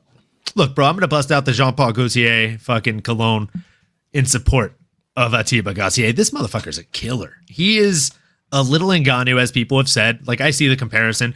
The comparison is, you know, both these guys are terrifying. They both have one-shot knockout power, and they both look like they were torn right out of an action figure box. Like, I don't know how he makes the weight. I'm happy he does. He doesn't miss weight. He didn't today. I genuinely feel like the man standing across from him in Tristan Vines is a lamb to the slaughter. They needed someone to step in on short notice to face this guy. We know he was originally supposed to face Ozzy Diaz, but if I'm being honest, I don't know that the Ozzy Diaz fight would have gotten much different, right? Ozzy probably would have gotten his shit rocked too. So give me Atiba Gauthier, who had a full camp, against the guy who had a week to train for this. Okay, yeah, for me, I mean, everybody knows Robert Valentin. I mean, if you don't know about him, go check out his Ultimate Fighter journey. This guy is a crazy motherfucker. Brutal. Valhalla business is blood for blood. He comes in there and just causes a whole heap of damage. And he is a fucking team player as well. It's one of the things I love about Robert Valentin. But he goes in there with somebody like Atiba Gauthier and gets absolutely destroyed, gets put away in the most violent way. And I don't know who this Bama brother is, but for the crimes that fucking this bald fraud is committed on the show tonight, bro, I want Atiba Gauthier, my African brother, to catch a Bama body. We're going with Atiba Gauthier, brethren. Bro, the hate is real tonight, dog. The hate is real. We wanted to catch a Bama body, bro. I mean, come on, dog. And hey, Cross is already down for the fucking body to get caught. He's already down. I just didn't hear the English the first time. I heard it the second time. So Cross is ready for it. He's put the shades on for the funeral. He gonna put a suit on for the funeral too. You know what I mean? When we do the watch along tomorrow, we're gonna see the procession of how this shit gonna go. So you better come prepared, man. Make sure you fucking dress for the occasion, brother. You know, I try to say because Atiba Gauthier is gonna put that boy in the fucking ground in Bama over there. Inshallah, he's gonna smash your boy. He's gonna smash your boy. Bro, I don't disagree. Don't say it, Sterling. Alhamdulillah. Yeah.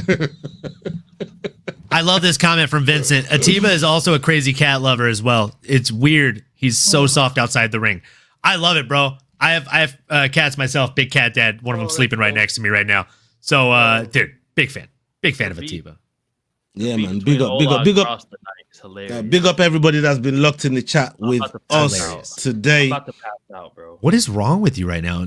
Are you on a Capri Sun deficit? Get this man some sugar. No, between these two dudes, bro. Like, I like my face is hurting, Hey, bro. Crossover here is a one championship connoisseur. And I know Sterling and Olin dabbles as well. You got anything for Vincent? I'll be honest with you, Vincent. There's so much happening this weekend, dog. BKFC, UFC, boxing, PFL. I didn't even know one championship was doing anything, Vincent. So you might like I'm just we're just lucky to be catching PFL off of fucking Cross's sunglasses, bro. Like, you know, I'm trying to say, yeah, but he's one of those. He's one of those. But salute to you, Vincent. Thank you very much for pulling up. That co-main event and the main event of the one card is going to be absolute fire. Ong Lan Sung and Sebastian Kadestam is going to be fireworks. Sebastian's fighting out of Sweden. Ong Lan Sung is fighting out of Myanmar. Dude is a fucking beast. I think Ong is probably going to get it done. And then after that, in the main event, they have Prajan Chai, PK Sanchai. Joshua Vance, training partner. That's his bud. Shout out Houston, Texas. Yep. And then Prajan Chai, PK Sanchai is coming in against Jonathan DiBella. I'm going with Sanchai, bro. Like, I mean, the dude is an absolute savage. He's a Thai legend in the making. And I think 5 to 10 years from now, we'll be holding him in the same regard that we hold the original Sanchai and Buakaw in. So give me him. Okay, there you go, Vincent. We made a detour for you. Salute to Olin for making that little detour for yourself. And yeah, we get on to the next card on the docket as we get into the main event of the here we go. As we get onto the main card. As we get onto the main card. Main card and main event be confusing my little brain sometimes, man. You know what I mean? Like, give me a minute. I'll register it, bro. You know what I'm trying to say? Give me a second. I've been 13 hours today, brother. You know what I'm trying to say? But I'm here. Let's work it. We got Joe Pyfer versus Abus Magomedov. Joe Pyfer coming in with a record of 14-3, and we got Abus Magomedov coming in with a record of 28-6. 1-0 contest. These two are fighting in the middleweight division. We got Magomedov fighting out of Germany and Pyfer fighting out of Pennsylvania. What are the live odds on this one, please, Olin? Joe Pyfer is sitting as a -245 favorite. Abus Magomedov is sitting as a +200 dog. +200 dog. Okay. I think it's Cross next. Yep. Man, it's gonna be a fun one. I think it's a dangerous fight for both guys. Abus comes in with a 3-inch reach advantage. We already know what type of power Joe Pyfer has. Abus in his last few fights, though, showed a little bit of a wrinkle with the grappling and the wrestling that he wasn't really showing earlier in his UFC run. So I think that aspect might be the path of victory for Abus, but I'm going with Joe Pyfer. I just think he's going to land a big shot at some point and get it done. Olin? I think either fighter can get caught in this one. I think both guys have a lot of tools in the tool belt, but I think Abus has shown more improvement in recent years than the opposition. Joe Pyfer is somebody that has kind of been stagnant, in my opinion, in his last few fights. He hasn't really shown a ton of growth. He's still just a strong guy that can push you against the cage and land big shots. But we've seen Abus really adapt the grappling, improve his striking on multiple levels. So I think this is another opportunity for Abus to come out here and shine. Yeah, man. I'm going to be going with Abus Magomedov as well. I think since that loss to Strickland, people kind of thought maybe it's not all that, but he's got something. He's got something. And hindsight is a wonderful thing because we've seen the trajectory that Strickland is been on. Is all he's been having is championship fights, right? Championship fights, top level fighters is what Strickland has been facing. So keep coming. You know, you can say it. He's a bad motherfucker. Keep going. What were you about to say? I forgot about this fucker. Oh, what were you about to say, Bubba? Huh? Anyways. Maybe that loss against Strickland ain't so bad for Abus. I'm gonna go with Abus on this one to get the job done against Pyfer. What are you saying, Sterling? Son, I'm going with body bags Pyfer on this. I honestly, I think the Kelvin Gastelum fight was a great thing for him. I think fighting a dude like that scrappy, that much of a veteran, that much of a dog really showed him that, like, bro, I can't come in here starching motherfuckers. Now, Abus, I think he can go in there and starch. I think he's a little fella for 185. He's a big dude, like tall frame-wise, but I think I could see him at 170. Joe barely makes 185, Bubba, and he fucking is honestly one of the hardest hitters in the UFC. Everyone says it. Jack Hermansson's fought, name a fucking middleweight or welterweight, I mean. He's fought them all, and Jack Hermansson said that's the hardest he's ever been hit in his fucking life. So I think we got to give Joe something on this. I think he hit that little bag harder than Ngannou. Did Jack Hermansson ever fight RoboCop? Yeah. Did he? Yeah, he got knocked out. I was there live. Out. It was one of the scariest things I've seen in my entire life. So when he says that, I'm just trying to say, like, when he says that, I'm trying to check what you said. So when he says that and get obliterated by RoboCop. Because Ross got you going, you don't come at me like that, Bubba, okay? Hey, bro, hold on. I ain't catching strays over here, right? I'm just trying. I'm just trying to say about the hardest has ever been hit in his life. Like, this is Ukraine versus Russia, Bubba, and I'm North Korea. I'm just in the sidelines. All right. North Korea ain't never been in the sidelines of anything in this world, bro. Like, what are you talking about, man? Sterling, I know geography ain't your strong point, but goddamn, don't do it to him. Oh man, and look, Redbeard just said fact check here, and I got to fact check you too, bro. You said he's a little fella. He's got a 3-inch reach advantage on Joe. No, I mean, and they're like, the same height. They're the same height. They're the same height. But Bubba's. I mean, like muscle wise.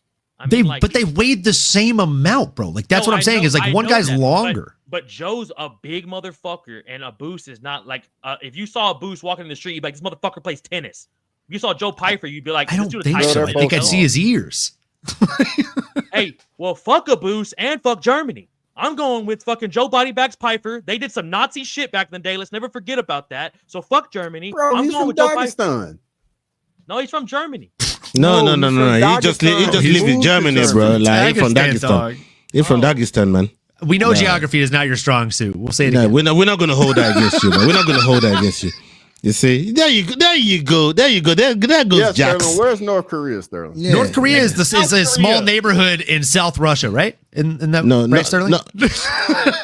North Korea is next to South Korea, boys. Let's go. No, it isn't. Next It's to north it. of South Korea. It's next north to of it. South Korea. I knew this guy was gonna say some shit like this. I knew he was gonna say some shit like this. Bro, Oh how? my god! He said it's next to How it. did that happen, Sterling? How?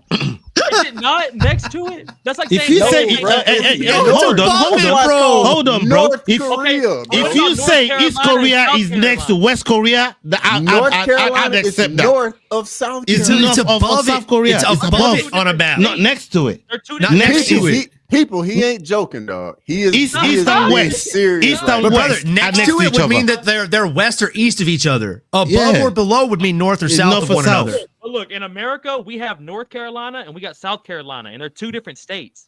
Correct. Yes, So- but And they are they're just like above North and South Korea, but they are above and below each other. it works the same Or north way. and south. It's the same thing. So it What, no- technically is next to South Korea, No, it not is- next no. to Jesus fuck. It's above it.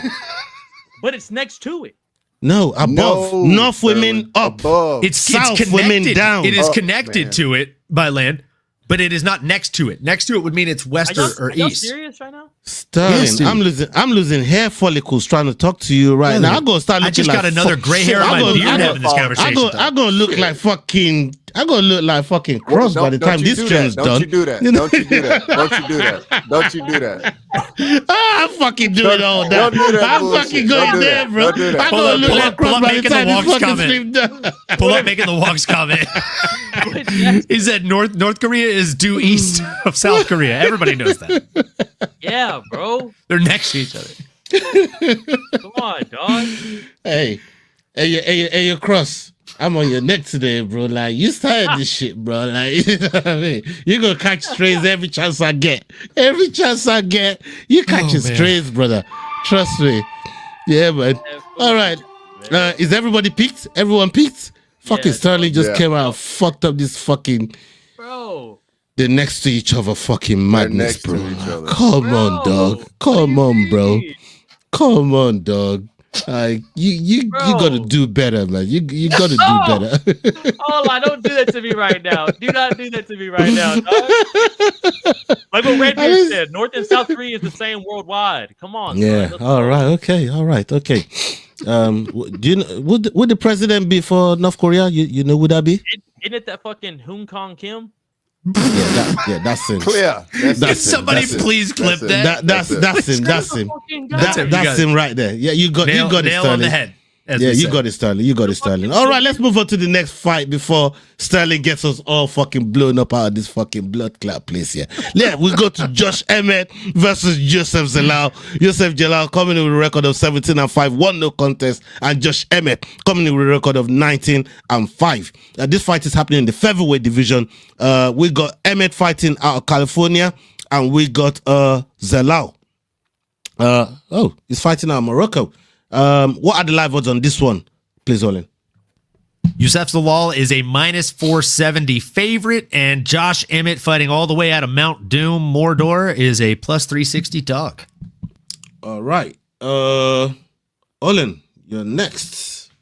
Oh, man. I love this fight for so many reasons. I think it's going to be an absolute banger start to finish. I think you're going to have Josh Emmett, who has absolute nuclear power in both hands, just hunting for the overhand, hunting for the one-shot knockout, and hitting air for the most part, because he's going to be going against a guy that has much better footwork than him, somebody that knows how to really move and distance himself from his opponents.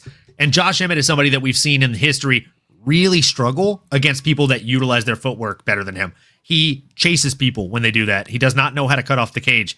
And I had hopes that he was going to learn how to cut off the cage because he's working with TJ Dillashaw in this camp, who is probably, like, correct me if I'm wrong, number 2 or number 3 across UFC history at cutting off the cage and footwork in general. But no, he said in all the media day interviews, when asked, what have you been working on with TJ? I've really been unlocking more power. I realized after training with TJ, I was only using 30% of my power. Bro, why? Like, you already have power. That's the last thing you need to be working on. You need to fix the holes that you have. So for me, I'm getting no confidence from the media day. I'm getting no confidence from him training with TJ Dillashaw. And I'm getting a ton of confidence from Youssef Zalal and all the abilities and tools that he brings into the octagon. Give me Zalal. I can't argue with any of that. Youssef Zalal is a fighter everybody knows. I fuck with him from the days with Naz, when we've been rocking with Naz. Naz be telling us mad shit about Zalal. Naz is also from Morocco. Salute to my boy Naz. He must have about 55 wives, 56 wives by now. He marries one every week. Like, that brother crazy. They do that shit in Morocco. Like, that shit legal over there. You know what I mean? So, but yeah, he racking them up. Big up my boy Naz. Now we're going with Zalal. Again,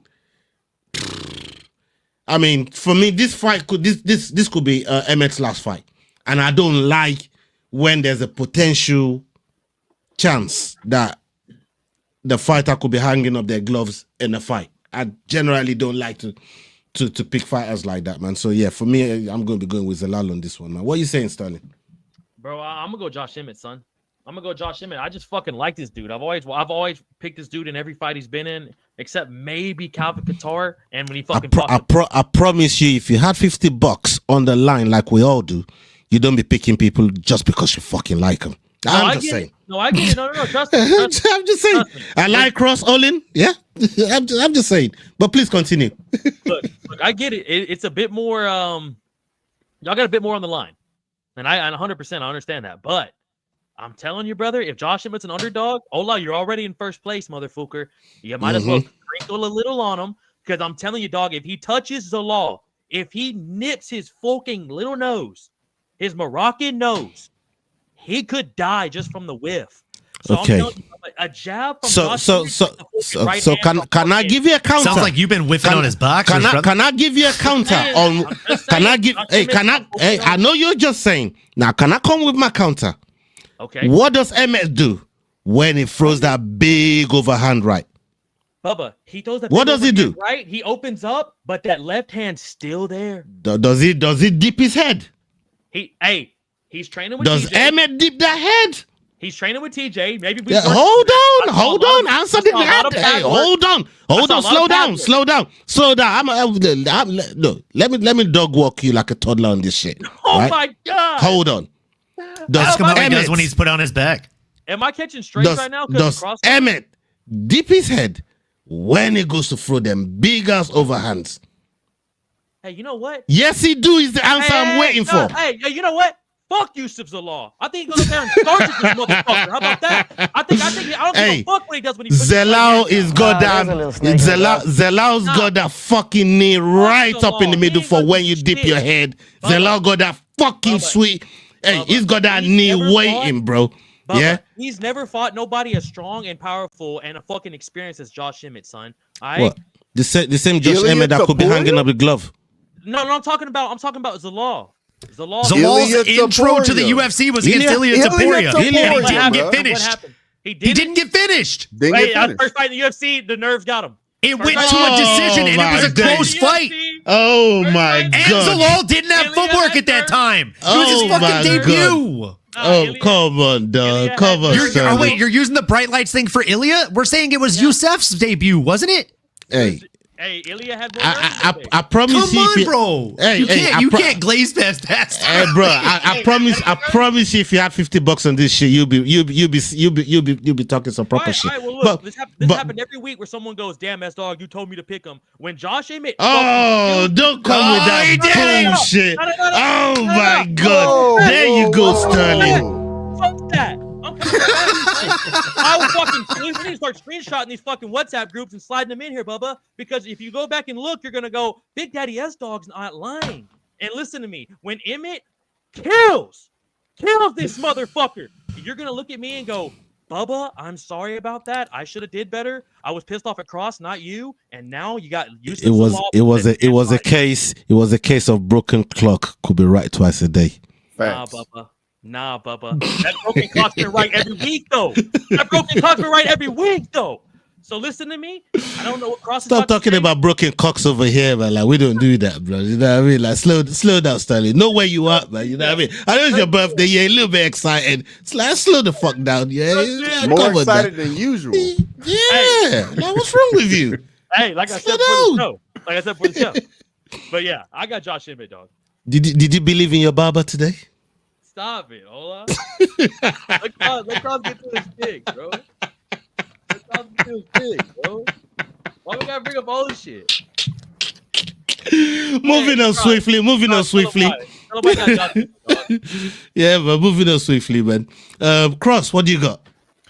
Yeah, I'm a big fan of Uses of Law, man. Dude's very well rounded, really good striker, really good footwork, really good grappling as well.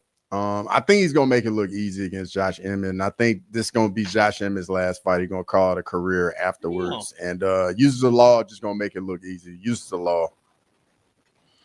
Okay, yeah, I think so too. I couldn't agree more with you there, Cross. Let's go on to the next one on the docket. We got Yuri Prohaska versus Khalil Roundtree Jr. This fight is happening in the 205 division, and we got Roundtree coming in with a record of 14-6, and we got Yuri Prohaska coming in with a record of 31-5, 1-0 contest. Yuri fighting out of the Czech Republic, and we got Roundtree fighting out of the USA. What are the live odds on this one, please, Olin? Currently, Yuri Prohaska is a minus 205 favorite, while Khalil Roundtree Jr. is sitting as a plus 170 dog. Plus 170 dog. I mean, that's not bad. That's not a bad dog to go for, man. But yeah, we'll come to you, Sterling. Bro, I'm not gonna lie to y'all. I wouldn't put no money on this fight. This fight's just sit back and enjoy, son. This is gonna be the fight of the night, dog. This is gonna be fucking from the walkouts to the actual fight. This is gonna be fucking crazy. If I had to pick, bro, I'm gonna go with Khalil.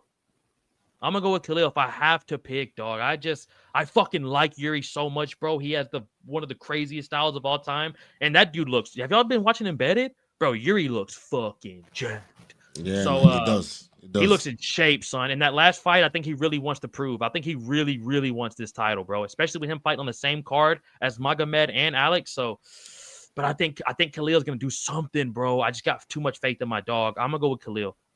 Okay, Cross.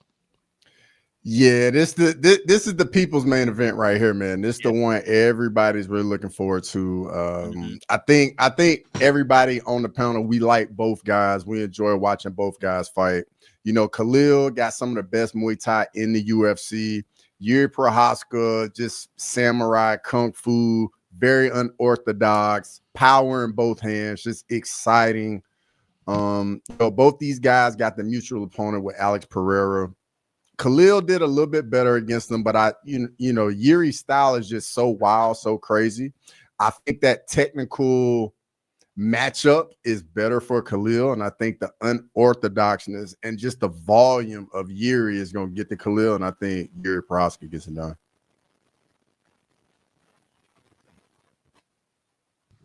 Yeah, I think Yuri probably gets it done. I mean, like, stylistically, this is a perfect matchup for both guys to go out there and look good, right? If you have someone that's extremely technical and has a very stylistic dominance, the best way to beat them is to put them against an absolute wild man. If you have an absolute wild man, the best way to beat them is to put them against someone who is extremely fundamentally sound.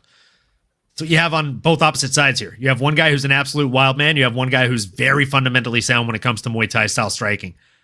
So I got to go with Yuri Prohaska in this one. I think the wild man has every opportunity and every ability to go out there and shock the opposition with random shots that he doesn't see coming. And we've talked about this ad nauseum on this show and our individual shows, right? It's not the strongest, it's not the fastest strike that knocks you out. It's the one you don't see coming. It's the one you don't anticipate happening.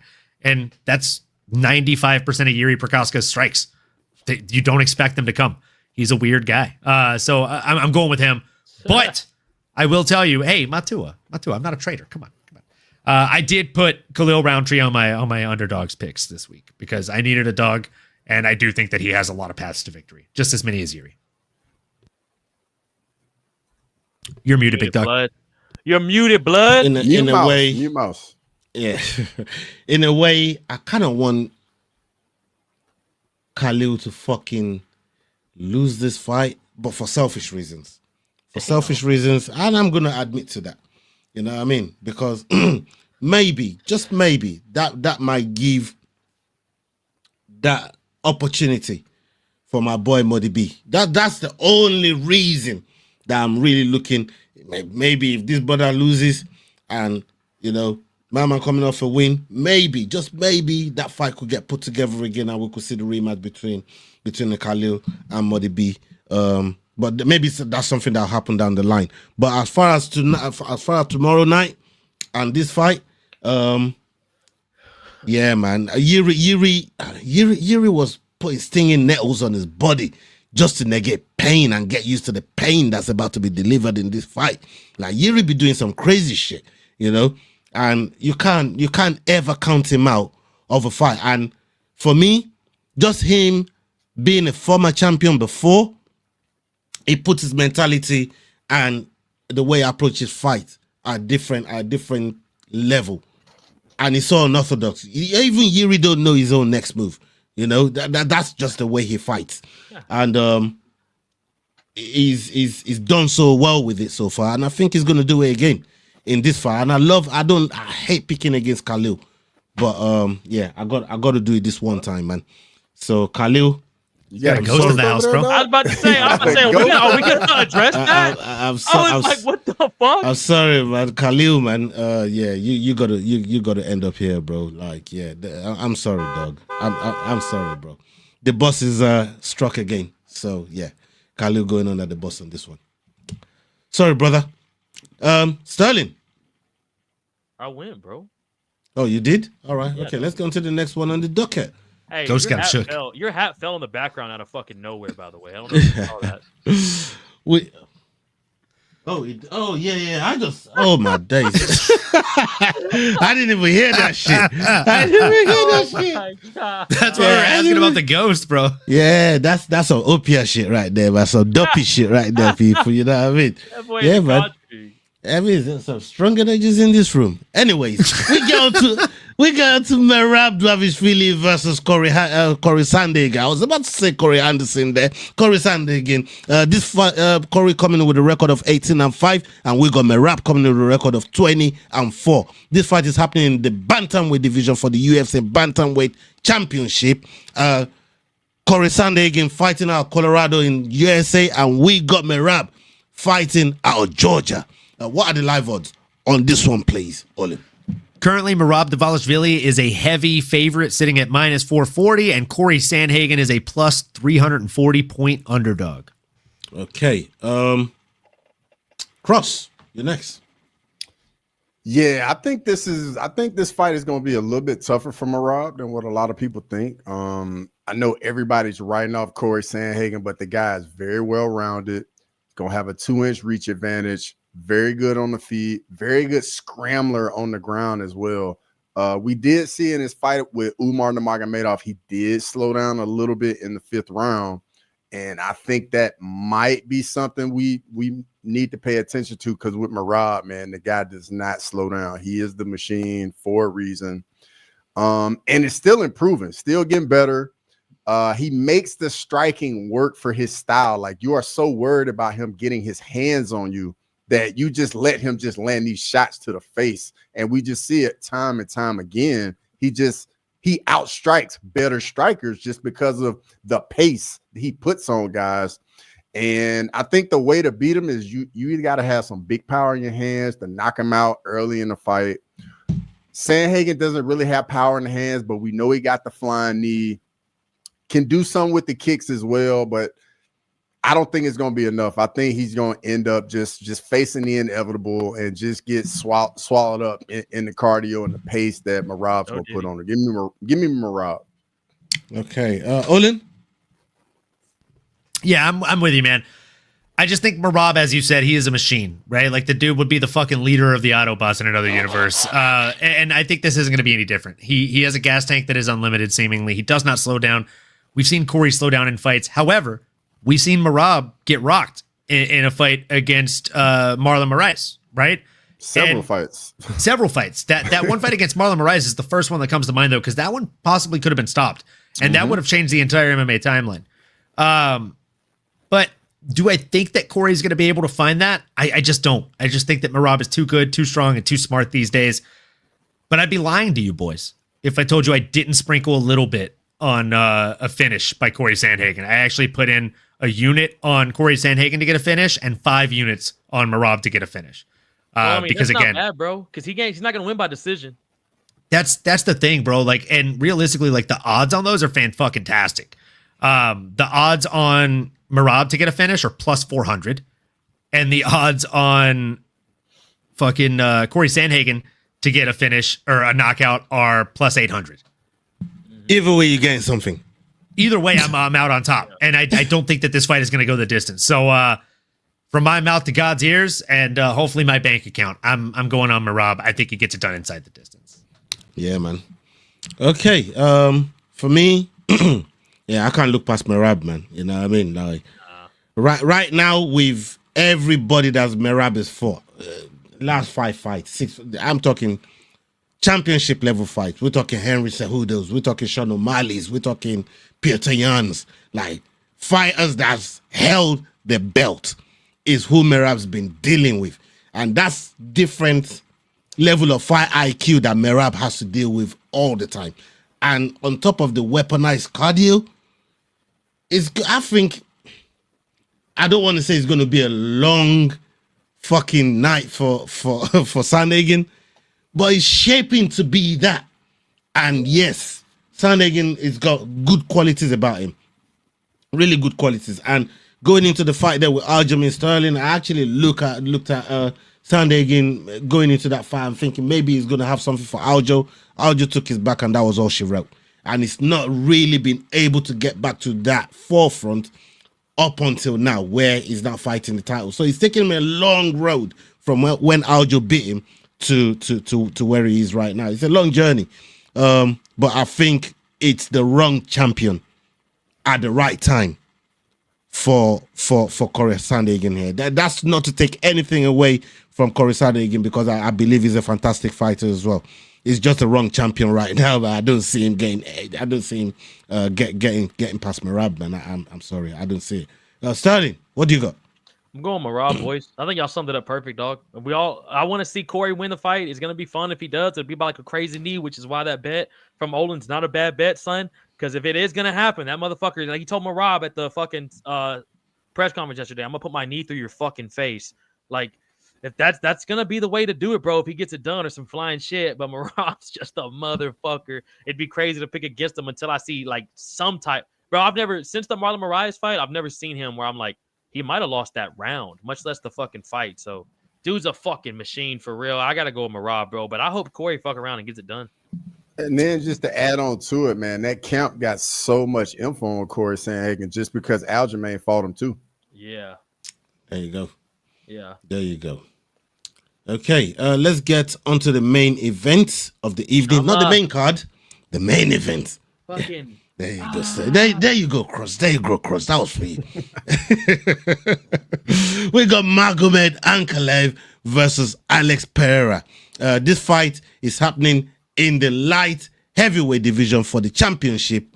And hold on, this is the crazy shit here with Leroy, man. Why is fucking Pereira got the fucking belt? Why's Pereira got the belt on him, bro? What this the is the kind of shit. This is the kind of shit that I have to deal with, and I have to fucking answer for Leroy's crimes. You know what I'm trying to say? This is all down to Leroy, people, and I'm snitching, I'm bashing a rat on that motherfucker right now, man. You know what I'm trying to say?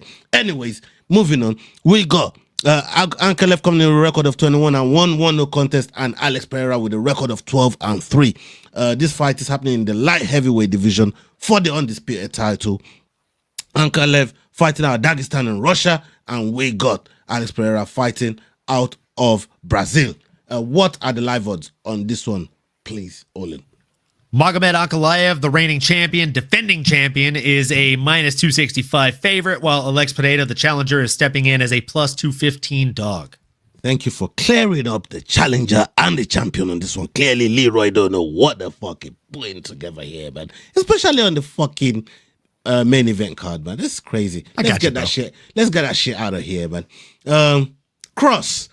I've been waiting on this. No. I don't give a fuck. I went first on the last fight. Don't do that. Don't do that. Hey, your same guidelines. I'll tell you why. Same energy. I'll tell you why. I don't mind passing it to you first, Cross. I'm in. Yeah, there you go. Color me intrigued. We need to see. Hey, listen, this is the actual fight that we brought you here for, bro. You know what I mean? Yeah, this is the actual fight we brought you here for. No, this is your guys. I don't mind. Yeah, I don't mind. Let's only have his stage, man. He don't mind. He don't mind. No. I'll wait. Please, I insist. It's been so long since we've seen you. I mean, I would just be mean to not give you the main event here. Let's go. No, it's okay. Take the main event, bro.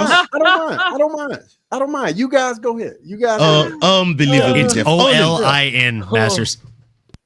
I've been thinking, what the fuck is Olan? Hold on. What the fuck, bro? You told him that's my variation, like so long ago in the chat. Anyways, let's go with you, Olin. Let's hear what you got to say on this one here. Oh man. As Khabib once said, I know you don't like this, but he's gonna smash you, boy. It's the truth, bro. He already did it once. He's gonna do it again. A lot of people. Sterling, looking at you, you're a lot of people. It's you. Talk about how this guy came out and out-grappled the opposition. Brother, he landed 0 takedowns. He got 5, just barely above 5 minutes of control time in a 25-minute fight. And he outstruck the champion. And 0 of those strikes were grounded strikes. He outstruck him on the feet, at range, at distance. He'll go out there and do it again. And still, Magomed Ankalaev. How do you say it? Alhamdulillah. Allah. Alhamdulillah. That's pretty good. Bro, where's that been this whole time? Where's that been this whole time? I just zoned the fuck in just now. I didn't think about anything else but how to pronounce that speaking word. Tongues again. Yeah, bro, the Holy Spirit got me. Shout out JC. Bro. What do you mean, bro? Shout out JC. Different religion. But I said shout out JC at the end. JC's Jesus Christ. No, JC's Isa to us, bro. What is JC to you? Isa. That's a stupid name, bro. Don't Don't do that, bro. Hell, don't do that, bro. That's not okay. Don't do that, bro. No. Come on, don't do that. Don't do that. No. I'm serious, bro. I'm serious. Don't do that. Hold on. Listen. I'm mad serious. Listen, you gotta be honest. You can't say that. If you met somebody named Jesus or Osha, you would be like, Jesus. It was Isa, bro. I said Isa. Oh, this is Osha. I was like, bro, Osha's a regulation. And even if their deity was named Osha, like you don't like diss that name, brother. Bro, first of all, fuck all of it. How about that? Not helping the case, dog. Sorry. Cross. Whoa, what you got? No. It's you next, bro. What you coming to me for? We're reverse order, brother. You dodged the first to go bullet, but you got to at least go second here. You said all in go? You said all in go? All in's been. Now we'll come to you. We've been going clockwise this whole time. Don't be trying to change shit up now. Come on, Undertaker. Let's go clockwise. Let's go. No. You see this bald head sweating. He's trying to figure out who's going to win this fight. He got 2 dogs in one fight. You know what I mean? He's suffering right now, and he don't want to fucking pick. He doesn't want to fucking pick. Did I get it right last time? No. You're bro. I know how your brain's working right now. He's sweating. He's working overtime, bro. I got a question. He's working overtime. He's working overtime. First time they fought. Your mind's running fucking 100 miles an hour right now, but you know what I mean? You don't know what to do about this fight. You know what I mean? No, we're waiting on you, bro. Like you said all in go and all is been now will come to you. It's your show. You got it. Yeah, that's why I'm picking who goes next. It's you. Nah, bro. It's on you. That's why I'm picking who goes next. It's you. I'm showing my respect, man. You know, inshallah, you got it. You got it, bro. All right. What a beautiful Yeah. name, Shala. Big is, Ank. by the way. Big What a Ank. beautiful name. Big Ank retains. Big Ank retains. I see nothing past that. He don't got nothing for Ankalaev. Pereira got nothing for Ankalaev, bro. Like I just don't see it. And we've been knowing this from a long time. And I tell you how you know this. I said this the last time. I'm gonna say this again. They made Pereira duck Ankalaev so bad until Pereira had nowhere else to go. That's got to tell you. If that don't tell you everything you need to know, and then Ankalaev delivered how he's supposed to deliver in that fight, I mean, they were hiding Pereira, man. You know what I mean? They didn't want him to see Ankalaev, man. They made Ankalaev fight there, do this fight, rematch that fight. That, like, come on, bro. What we doing here? We know who was supposed to get in that fight there, and that was supposed to be Pereira. And they swerved him so many times and made sure he didn't see Ankalaev until he had nowhere else to go. So for me, I'm going with Ankalaev on this one. Sterling. Dog, I'm going with Alex Pereira. I think he's going to bring that dark spiritual energy that fucking Yuri was talking about, son. We're going to bring that jungle energy, and we're going to sleep this motherfucker from Dagestan. We're going to come in there, marching it down, doing our normal shit. That you're going to hear the fucking tribal music play. He's going to get in the octagon, son. He's going to pull that little imaginary bow back, son. He's going to let it go. He's going to do his yell. He's going to get in the octagon. And I'd say under 3 rounds, Magomed's a dead body. And everybody in Russia is going to go, Chama. So that's what I got to say. Fuck Magomed. You are fake news. Nah, brother. That's real shit. That's real shit. Okay, we've come to the end of the show. It's phony stuff. It didn't happen. Yeah, it didn't happen. We've come to the end of the show, people. Salute to every single one of you. Olin, I'm going to come to you for your dog of the week. Oh, man, my dog of the week. My dog of the week. He straight up skipped crossover. I love it. He straight up skipped crossover. I went with Zombie Jr., man. Yeah, I went with Zombie Jr. That's my dog of the week. Right now, I kind of wish my dog of the week was crossover because he's definitely in the doghouse right now. Oh my god, bro. Sterling, you got dog of the week? Bro, Josh Emmett. Josh Emmett. Josh Emmett. Josh Emmett, he's the underdog. He's like a plus 340 or something. He's and like Olaf, you want to stay in first place, brother? Plus 360. Olaf, you listening? Look at my eyes, brother. I'm listening. You want to stay in first place, Bubba? You can't change it now. Or no, you can. It's Friday. Jesus Christ. Olaf changes. I had mine in last night. I was like worried about it last night.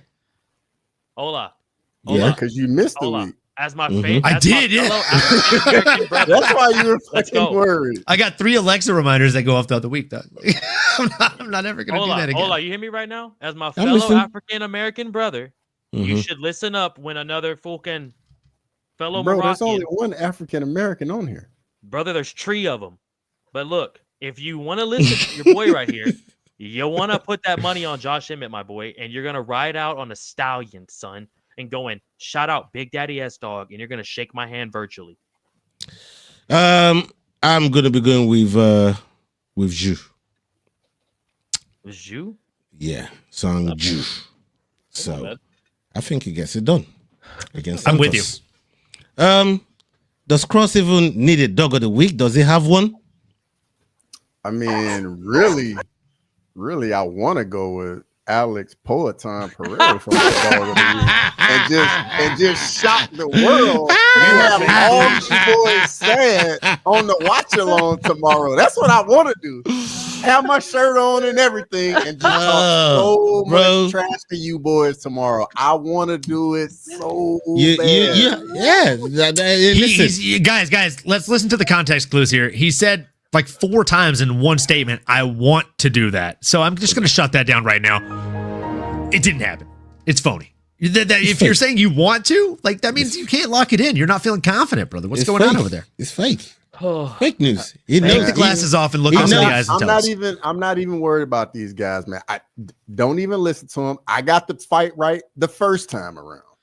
Just saying, it's on wax. That don't mean you're gonna get it right the second time around, though.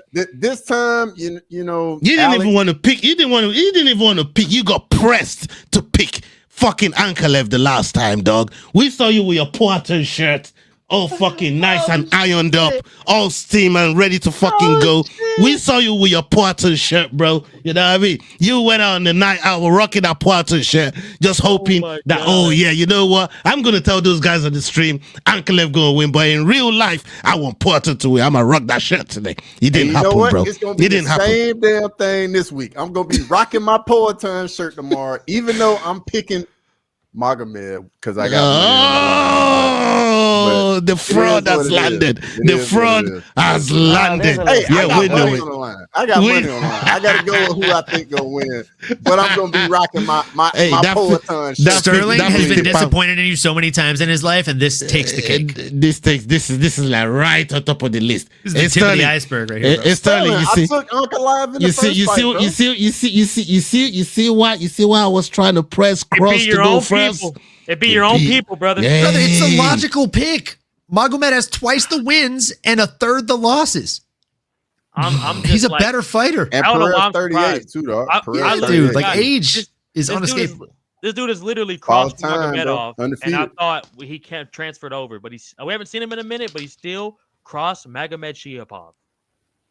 What? Who? Yeah, that was pretty good. Did you say Magomed Shiapov? Yeah, pretty good. It was a little bit close. It could be worse. It could have been worse. We've heard worse from Sterling for simpler names. So I'll give you a little bit of credit on that one. You know, he just fucked up Issa for fuck's sake. You know what I'm trying to say? Like, come on. He just fucked up Issa for fuck's sake. Like, you know. So, dog of the week, Sterling, Cross, what did he say? I'm going with Ramirez. Oh, right. So we just scrape up the Poitin bullshit that you was talking about earlier. Yeah. Don't worry, all that shit that you say you want to. All that shit. That only was right. You might want to, but it don't mean that you're gonna. You might want to, but I'm it don't in mean corporate marketing. I listen to everything people say. You got to pick apart what they're saying. Cross, he already got me once this show with that Alabama bullshit. I can't believe you, bro. I cannot believe you did that, bro. I really was like, man, Cross really gonna stand 10 toes right now with me, and then at the end like that, bro. Bro, I'm gonna be honest, man. I've been dreading this matchup, bro. I've been dreading it, man. I know. You and every other Peloton fan. It's why I wanted to get at you so early, bro. You kept swerving it. I salute you for the swerve, but I had to nail you on the cross there. Excuse the pun. Excuse the pun. I had to nail you on the cross on that last bit there, bro. No disrespect, Cross. Like, I wore my Peloton shirt yesterday for the breakdown video, but I wore it so I won't be wearing it on fight day because I know what's gonna happen on fight day. Yeah, man. I'm not looking forward to it, man. Like, honestly, he's depressed already. He's depressed already. I'm picking Ankalaev, but if Peloton wins, I would be ecstatic. So it is what it is. It is. You're happier to watch your homie win and lose money than you would be to watch your homie lose and lose money. Yeah, exactly. One of those. Man. Catch 22, man. Catch 22. Yeah, man. Big up everybody that's been locked in with us. We're nearly 2 hours in. Sterling's birthday. Cross pulling over, you know what I mean, from work, and Red Tete that's taking him away from the show for a minute. Big up yourself, Cross. Salute to you. We miss you. And Olin, big up for the Lord's work that you've been doing, man. Salute to you, my brother. We see you, my bro. Salute to everybody that's been locked in with us right from the beginning of this show. Damn near 90 of you at one point in the show, man. Big love. Make sure you're following everybody that's affiliated with us, making the work, the Rambling Dad, Head Kick Pod, Aggie the Kraken, all those guys. And indeed, make sure you follow the Fight Week show as well. And we're going to be back tomorrow for the watch along, the main card watch along. We're going to be right here for it. Make sure you turn your notifications up for all the channels that you fuck with around here. And up until the next video, people. Hasta la vista. We're out. Salute.